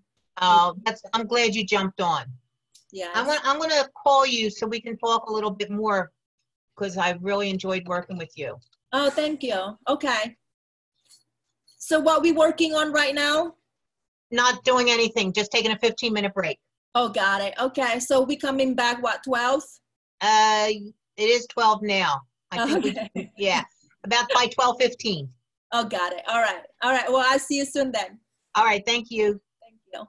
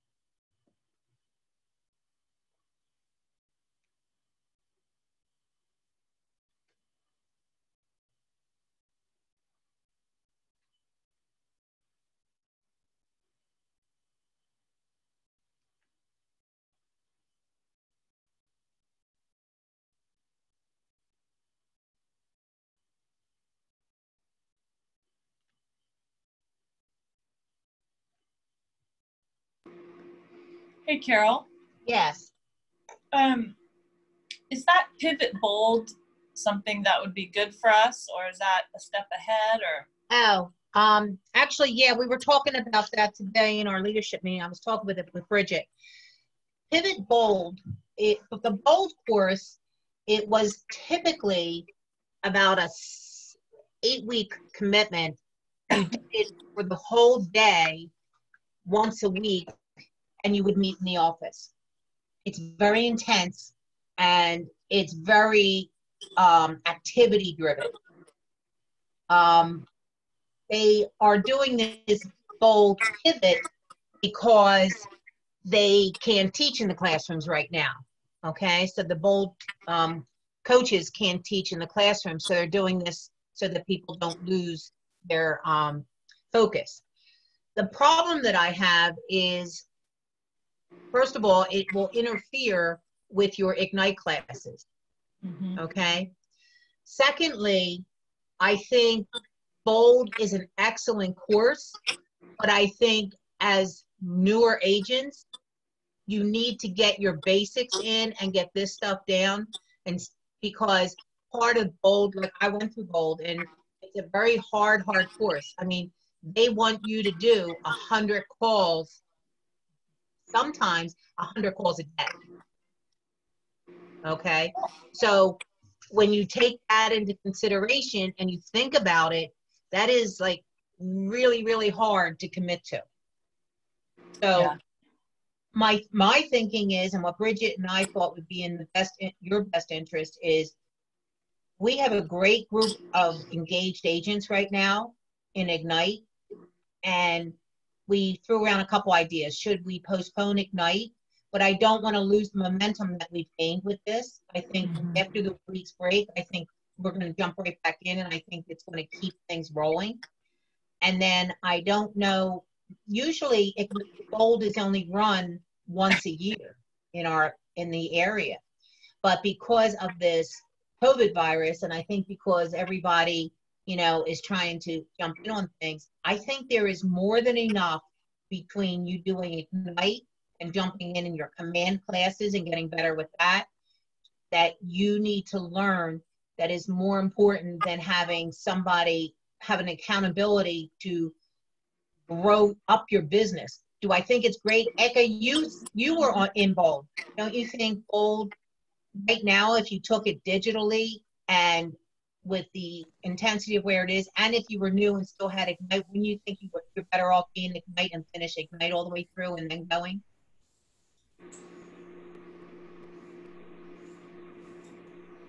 Can't hear you, Eka. I do. Eka? She's looking now. I mean, Carol, I'll jump in because I'm a new agent and I was in that Bold class as well with and you guys. I think you're on point. Now, I will say, for me as a new agent, it was huge in that when you're new to the industry, hearing from Bold had everything from seasoned agents to somewhat new agents, and there was only a few of us that were brand spanking new, and it was good in that the information I got. But for what I was going to say, to piggyback to what you mentioned, where I gained so much was by being in the classroom where you're around the tables. It's more intimate. You hear the stories from people, as you sit across in the team, and then I'm not saying that Zoom can't do it. I just don't know how I don't know how Zoom would bring that effectiveness that Bold I felt brought, from where it was an intense all day in a room with agents that you build that relationship with. I just don't see how the Zoom will do it in the same manner. So for those of us who are new agents, at least for my voters, I would tell people, you got more than enough to learn and train on with what you've given us, and to wait for when it comes back around where you can actually sit in the class with agents and like a face-to-face. And my fear is with new agents that don't have a deal, some don't even have an appointment under their belt, to sit in there into Bold with agents that are seasoned age. Some of them are seasoned, and they do it because they want to up their game. because they know they need to get back to basics and they need to get back on track. So when you're sitting there and a seasoned agent is saying, yeah, I only did 25 deals last year, I only did 30 deals last year, I need to get up to 50. That's where my comfort zone is. And you're sitting there as a new agent, you haven't even had one appointment and you've been making calls, but you're not getting anywhere. Sometimes I think that works, it's counterproductive. It depends on your mindset as an agent. Yes. For me, it didn't bother me because I saw it as the nerd part again coming out. I saw it as like a college class, teach me what I don't know. But yeah, I could see mentally where, you would hear some of these numbers and you're like, I don't even have my first, seller listing, I don't even have my first seller listing appointment. And these people are talking about, the deals are closing. There's a chance it could, have an adverse effect on you mentally and set you back. Right. And coming out of COVID-19, let's face it, I think we're all, no matter how strong we are mentally, I think we are all susceptible to some days being better than others. And it's the strong ones that push through it and still get on these Ignite classes and still do what they need to do. I think what I see it better for, I think it's better for the agents that don't have Ignite. I see it better for the agents that are trying to do their own thing and jumping in on this Zoom and that Zoom. There's no continuity of classes. They're not, that's where I see that it's going to be the most beneficial. So Bridget and I felt to continue with the Ignite classes would be the best in your interest. Yes, please. I love Ignite. Ignite has really helped me so much. Yes.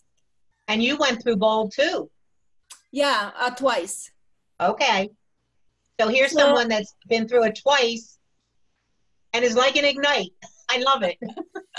I mean, Bold, it's so hard. It's really hard, but I did it the second time because just to push me to right. do it, that's, yeah. And I was kind of curious how they were going to do like the Bold 100. When I saw it come out, I saw when I saw it come across the email, Carol, I mean, it struck my interest too. I'm like, well, maybe that's, depending, because I had several questions like, is it going to be all day Zoom meeting? Or are they going to revamp the program so it's only going to be like half days?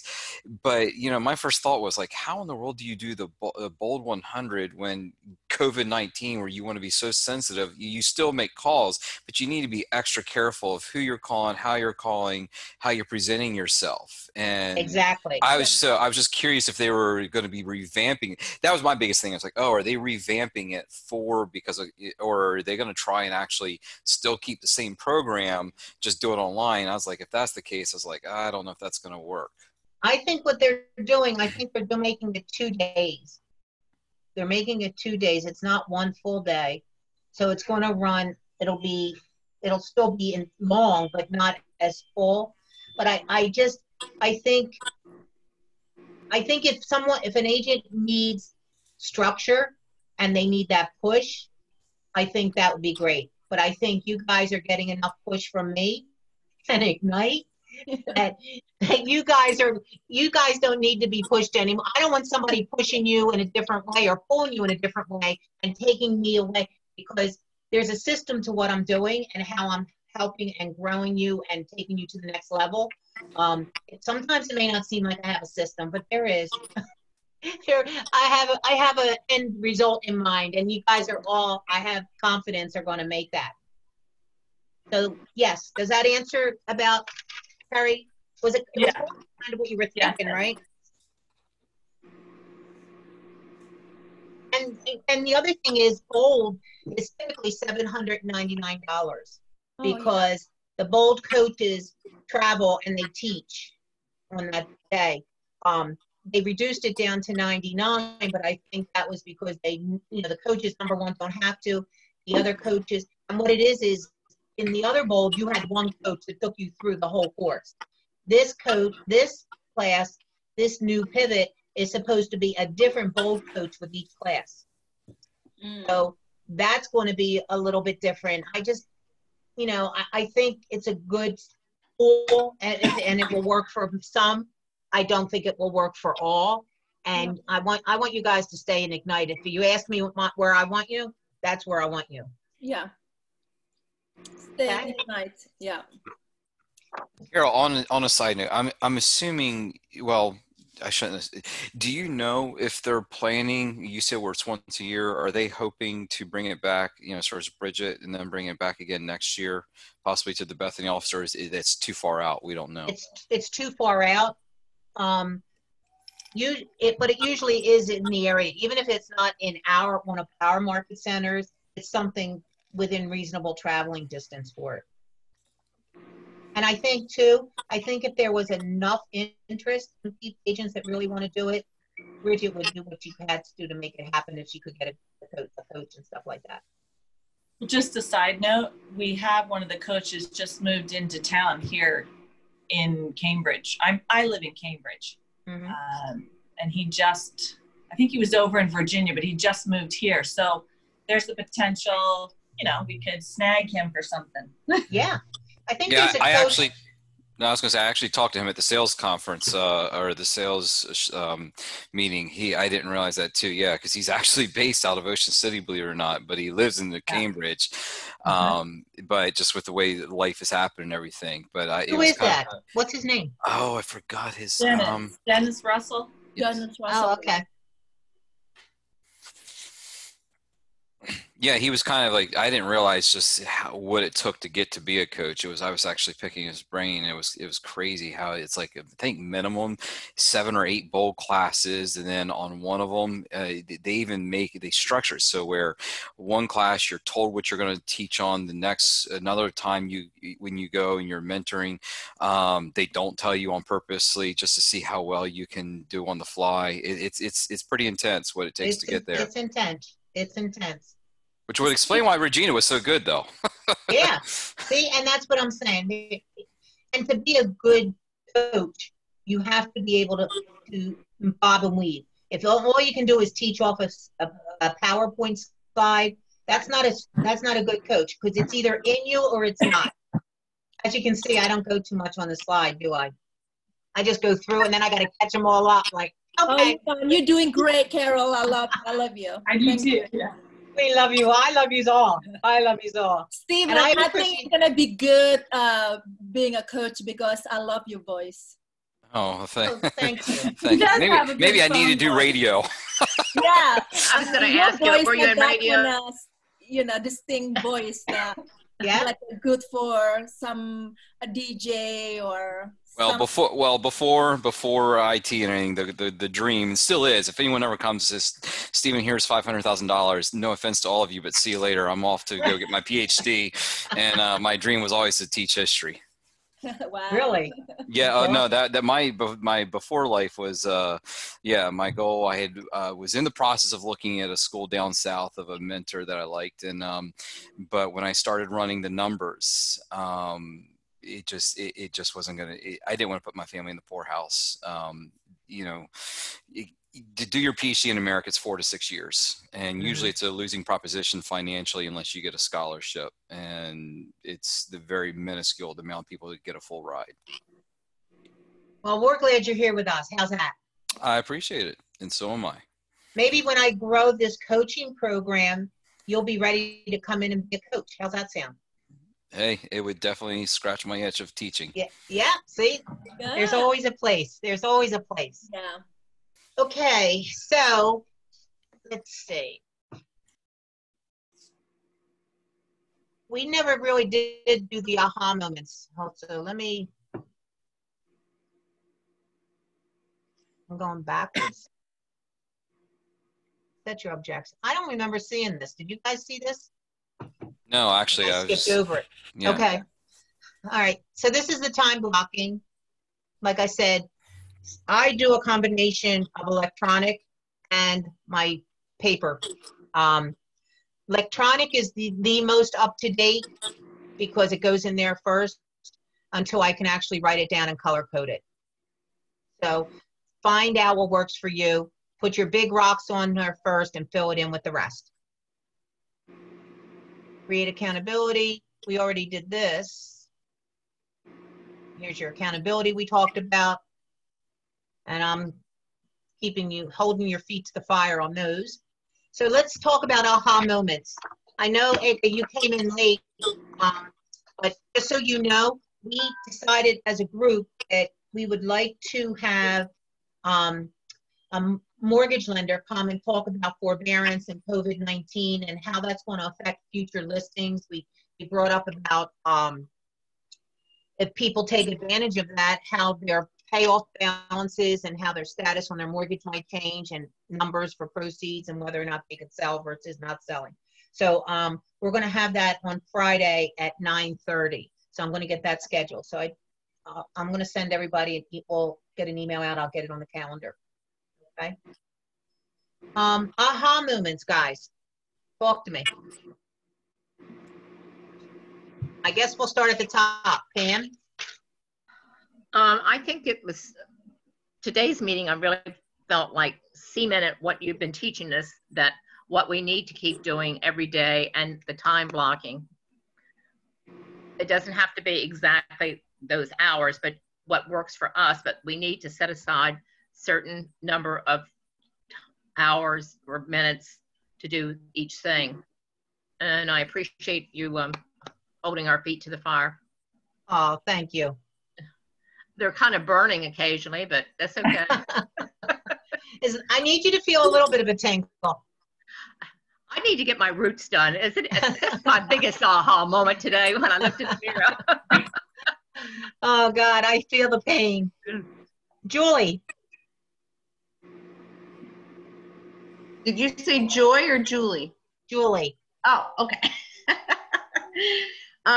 Well, I guess, you know, bringing up about the mortgage stuff, you know, thinking about going forward and having the questions that, you know, I mean, we've talked about this before, but the forbearance, but, you know, to really, you know, as we talked about it, knowing that it could have an effect, like, you know, having some short sales in the future, or, you know, the people that you're trying to get a listing for not even realizing that, you know, they are going to have some money they have to owe, you know, or maybe not be able to even, like you said, sell their home. I think that was a big aha for me, because I didn't really look at it that far in depth until today. Okay. So good. Carrie. My aha is kind of a combination of today, this morning, and a conversation I had over the weekend. Okay. That whole 80-20 thing, you know, 80%, 20%.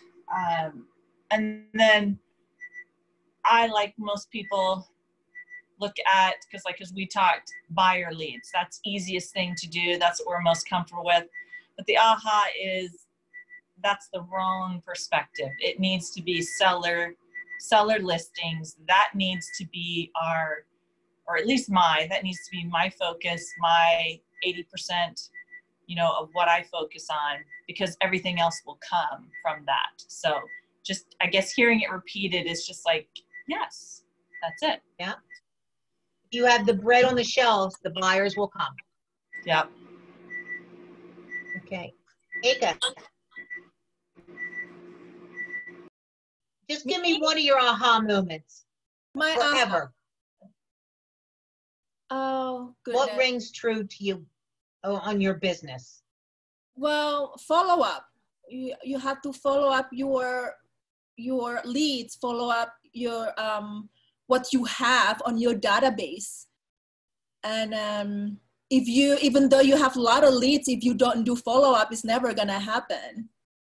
That's right. You know? All it is names on a paper or names in a computer. Right. It's like I talked to one of my clients a month ago, and I called them again and asked, how you doing, and are you still planning to buy a home, or what's going on, how's your family, and all that stuff. And they're thinking they still, you know, want to buy after all this over, you know. I mean, truly understand, because a lot of them do the same thing. And I told them, well, you know, if you find anything on my website that you like, I can, do virtual showing for you and, show it to you, because we are here. It's still, real estate is still essential. We're still working and we still do everything, as the guidelines, see, like we, I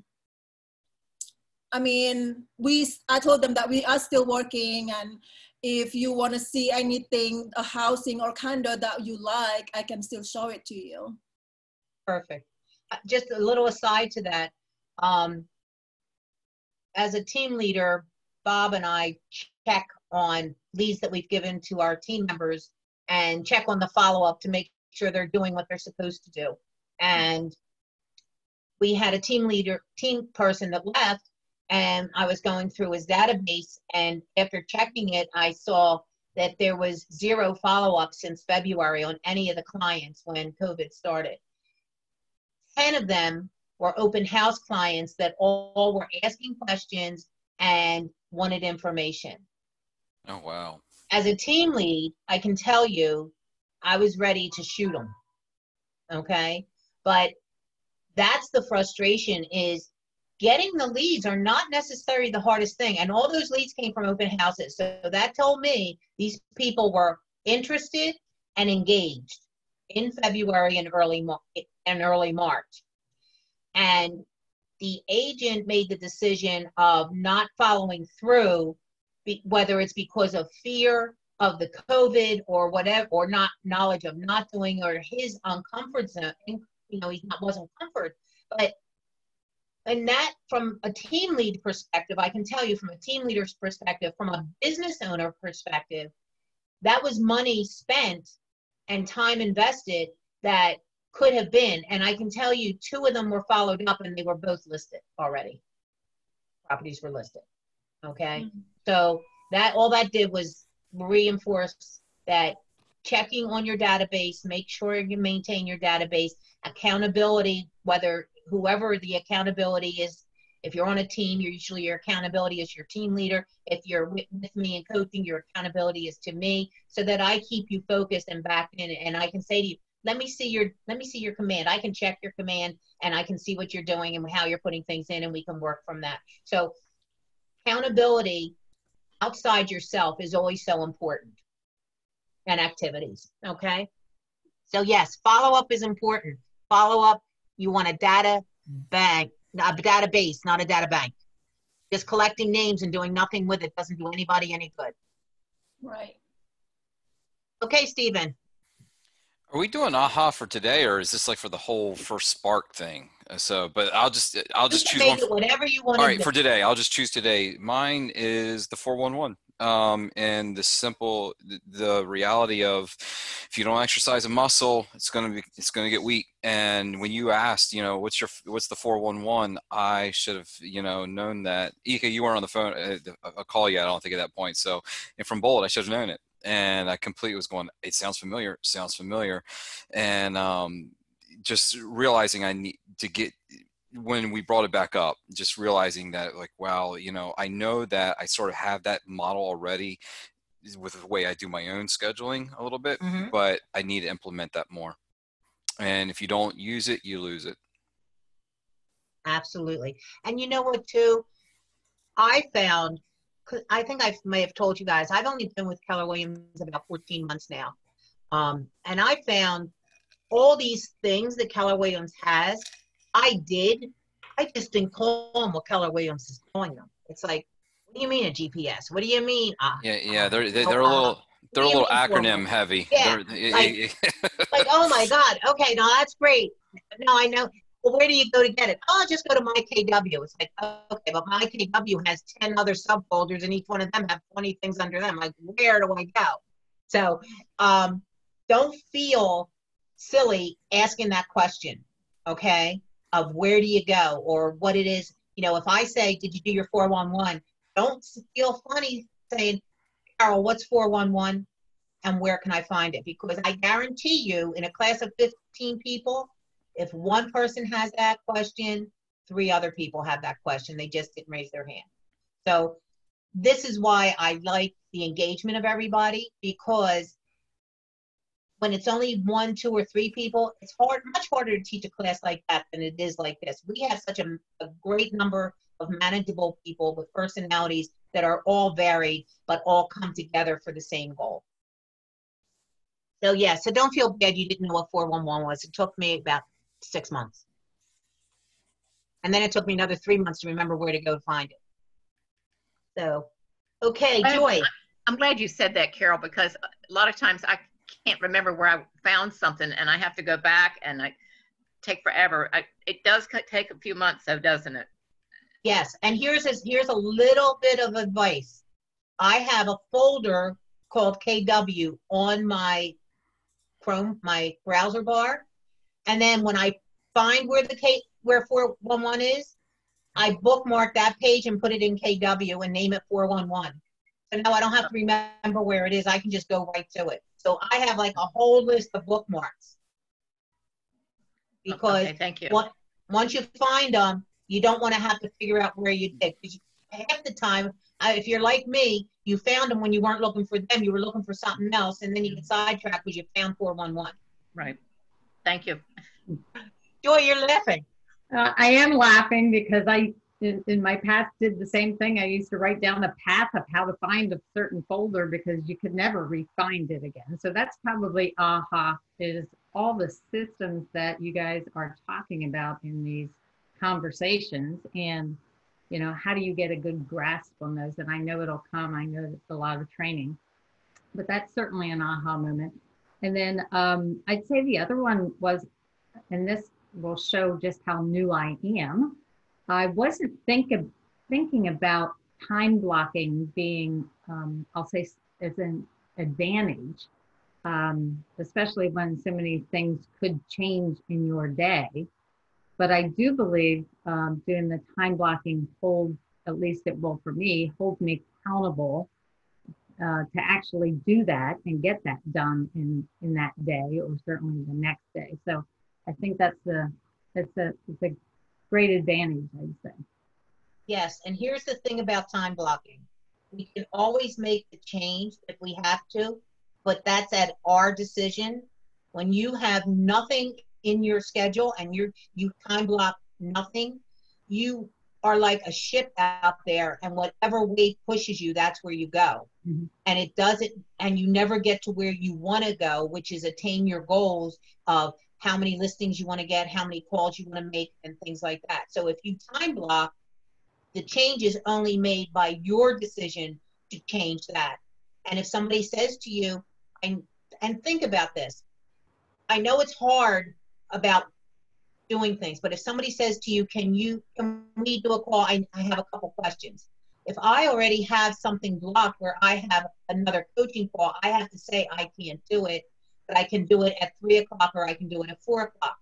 But even if I had that blocked out to go get my hair done, okay, I don't need to explain that to somebody. My answer is I have an appointment at 1 o'clock that I can do it at 3 or 4.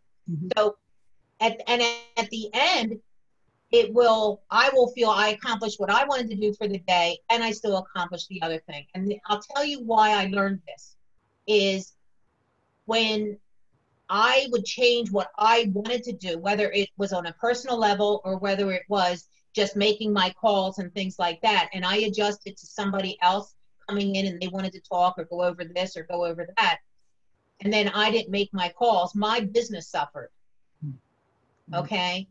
My business suffered, and where I wanted to get to for my goals suffered. So, and as a mom, I always put my kids first and did, everything was around their schedules and not whatever I needed as a mom and a wife and whatever I needed to fit it in. And eventually you can't, and especially I let that follow over into my business world. And my personality is to help people and always do things. And if it's an emergency for you, it became an emergency for me. And let's face it, if an agent wants to write an offer after they got back from showing a house on Friday night at 8 o'clock, I'm all about them writing the offer, but I don't need to jump on the computer and go through writing that offer with them at 8 o'clock, 9 o'clock on a Friday night. Because the bottom line is, after they write the offer, it has to go to the buyer for signatures. And let's face it, is the buyer really going to be doing that at 10 o'clock, 11 o'clock at night? No. So then the reality of it is, if an agent calls and says, I need to write an offer, my response will be, that's great. What I want you to do is, you know how to get in, because we've already gone through all that training and all. You know how to get in, start it up, start the contract, input everything that you know how, and tomorrow morning at 9, you and I will do a Zoom call and go through the contract. And then you can complete it and send it out to the buyer and they can sign it. Because let's face it, I know as a new agent, you just want to get the contract done, But the problem is, for me personally, and I'm talking from a personal standpoint, at 8 or 9 o'clock at night, I do not like to read contracts and interpret things or try to figure that out, only because my frame of mind at that stage of the game is not the same as what it is at 8 o'clock in the morning or 9 o'clock in the morning. So I like to look at a contract when I am fresh and clean and totally focused on that contract. So with that being said, it follows through to time block for you guys as agents. Your business, your lead generation, your business depends on your lead generation. And if you let that be subject to everybody else and what they need, and you don't time block for your lead generation, and if you time block for 9 to 11, and you have to show a house 9 to 11, then you know that doesn't mean you don't do it. That means you have to move that block into something else. But you can't let it go, because it's so easy to let it go one day, then it becomes 2 days, then it becomes 3 days, and then you lost your mojo, if you would, about doing it every day. Carol? Yes. Is the 411 something like the GCI? No. 411 is like, is your goals and things like that. You know what, Aka? I will reach out to you and we'll set up appointment one-on-one and go over some things. How's that sound? Oh, okay. So okay. This is here is not 411. This is different. Yes. Yes. Okay. 411 is your goals. Like for the whole year? For the whole year, broken down into month, broken down into activities for the week. So we have to have 411, and then plus we're gonna have a GCI also. Need to fill it out. GCI is your gross commission income. That's different. Okay, because we have like the, you know, for 1 month and how much listing you want to take and appointment and all that stuff. Yeah, you and I are going to talk about that on one-on-one. Okay. Okay. Hey, Aka, I just in the chat, I just put the link to that 411, so you can follow up. Okay, thank you. I love my tech support. Thank you. Steven, you're going to have to be on every class now from here forward and just be my link guy on the chats. I just want to go to lunch with someone and sell a house. No, just kidding. I don't mind. I enjoy helping when I can. Thanks. Nancy. I think the accountability part resonated today for me. I think the first step of anything that you want to accomplish is to say it out loud or write it down, whether it's, I don't know, running a marathon or starting a new job.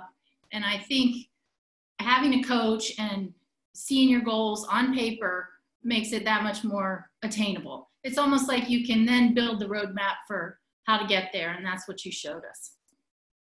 Thank you. Even though I might be rough once in a while.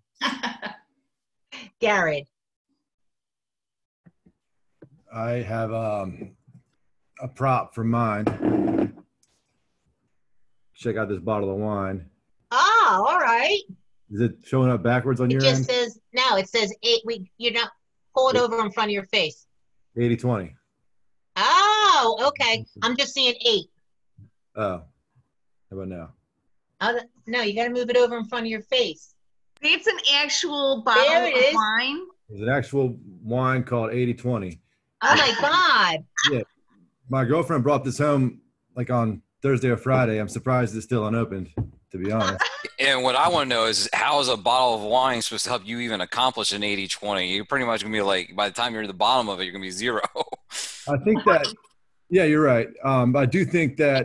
I think that's the incentive. If I do my 80-20, I get to that. Oh, okay. But didn't What kind of wine is it, Garrett? It's a Pinot Noir. Oh, my fave. If you're near the wine rack in West Ocean City. Awesome. I'm a Cabernet Merlot guy, so you can have it. I actually was a wine salesman in a past life during my bartending days. But I think the 80-20 principle comes from, like, the base of it was based on Italian winemakers, and 80% of the wine came from 20% of the vineyards. Wow. Where it's the whole idea started. But so it is based on that. But 80-20 principle, I guess that could be my aha moment. Perfect. Today. Perfect. See, that's what I like. See how we all bring things to this table and we think about it and we implement it into real life. I love it. I like that Garrett brought the wine. Yeah, me too. That was pretty good. Garrett wins the show and tell. Okay, Siri. Mine's just been like just kind of a small series of just small ahas today, really. Just everything kind of coming together from previous classes. I'm looking at my plan my day with the daily 10-4 that I do every day, and so many of the topics that came up today, the time blocking, the 411, all those things that are on my list of things to be doing have all kind of been addressed here today. So that's been, you know, knowing that I need to be getting these things done, knowing that we're addressing them now. That's kind of been the biggest. Now I just need to do them. And the other part to that is, you know, when showing the 3 steps on one of the slides, is looking back and seeing what has gotten accomplished in certain time things as well. So not only while you're going through the steps of what your goals are and what to be doing, it's also, you know, taking a moment to look back and say, hey, that was a goal, got that done, okay, and using that as a motivation thing. Exactly. The perpetual list of goals keeps growing. And you know what? That's one of the reasons why when you write it down, it gives you a psychological benefit. Sometimes it's not always about the goal or the results. It's about the effort of getting there. Mm-hmm. And if you are putting forth all the effort, you may not get to that goal now. It may not be next week, but next month it pays off in triple. Yeah. And it's the hardest thing in this business is to stay focused when you're not getting a return. But if you stay focused, you will get the return eventually. But if you stop and lose all that, I can guarantee you will never get the return. And that's why people have very high highs and very low lows in this industry, because they give up when things don't respond as quickly as they think. But none of you guys are going to be like that. I know that. Okay, John. I think for me, the aha moment was the time blocking. I know that working from home can be kind of distracting, but if I have certain time set aside for certain activities, I think that would really keep me on track. And with those 4 girls, you have to time block and doing things with them and going out, especially right now, right? Playing in the yard. Yep. Yep. 3 boys and a girl. Oh, I thought you. I thought I saw 4 girls. Maybe no, just little blonde boys and girls. Boys and 1 girl. 4 and 4 is 4 kids are good anyway. I have 2 and 2, so. Yep. Okay, Michael. I think my aha moment is that I'm definitely overwhelmed. You know, that I think kind of what some other people have been saying, just where to find things, you know, how to utilize resources appropriately. But mostly, I think for me, I've got an annual goal that I wanted to get to, you know, but I think using the 411, breaking it down, and actually focusing on smaller tasks is going to prove beneficial going forward. I haven't done that to this point, so I think that's my real aha. It's just right. I put too much pressure on myself, I think. And when you look at the big picture, it does become overwhelming. Like, how do I get from here to there, from 0 to 100? How do I do that? Right. And if I you're have only no looking idea. at that big picture, that's what's going to happen. Yeah, that's what's going to happen. And when you made that goal, was that pre-COVID-19 or after? Pre. So Actually, I made a goal, and then I had someone look at it, and they told me double it. They say, you're Okay. Keller Williams, you should double. They always tell you double your goal. Whatever you think is realistic, double it. Okay. So I guess it all depends. Is that a team leader, Michael? You're not on a team, are you? no, I'm not on the team. Okay. That was someone else. And It was actually you know Walt. what? I love Walt. I love Walt. I do And too. again, you know what? I am all about goals that are a stretch, but are realistic. And when you're brand new coming in, to have something in mind, I find most new agents have a goal that is really a big goal, because you probably met agents and you've seen what agents do, and you think agents make a lot of money, and you think it's really easy. So your goal reflects that. Huh? I said I was hoping it was easy. It's not. Right. So your goal reflects that. So until you get in and you do these classes and you learn all this training and you learn everything you have to do and you learn all the phone calls you have to make before you even get an appointment, and then the follow-up with all that, all of a sudden that goal becomes a little bit different. So I think that's great advice to a degree, but to implement it, my coaching way that I do it is, I need if you gave me a goal that was not realistic, I would tell you it has to be higher. But if you give me a goal that I think, based on my knowledge of your experience and your knowledge of the tech stuff and your database and your sphere of influence, at that point in time, I may say we need to revamp your goal and look at it, break it down a little bit tighter. Because when you sit down with me and you say you want to do 100,000, and when I break it down into how many units that is, and then I break it down into how many calls you have to make to get one appointment, and how many appointments you have to make to get one contract, it starts looking a lot different. Yeah, for sure. So, and that's why sometimes people feel overwhelmed, because they feel like they had a goal and it's not going where they think it, and then add COVID-19 in here and we have total chaos, right? Did I miss anybody?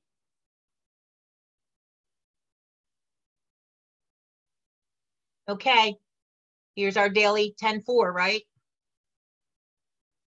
And whether you're with me or you're not, you're still going to do your daily 10-4s. Scripts. I did email you guys that script earlier when we had our break. So here's this. And we're going to do script play. I think we're close to 1 o'clock.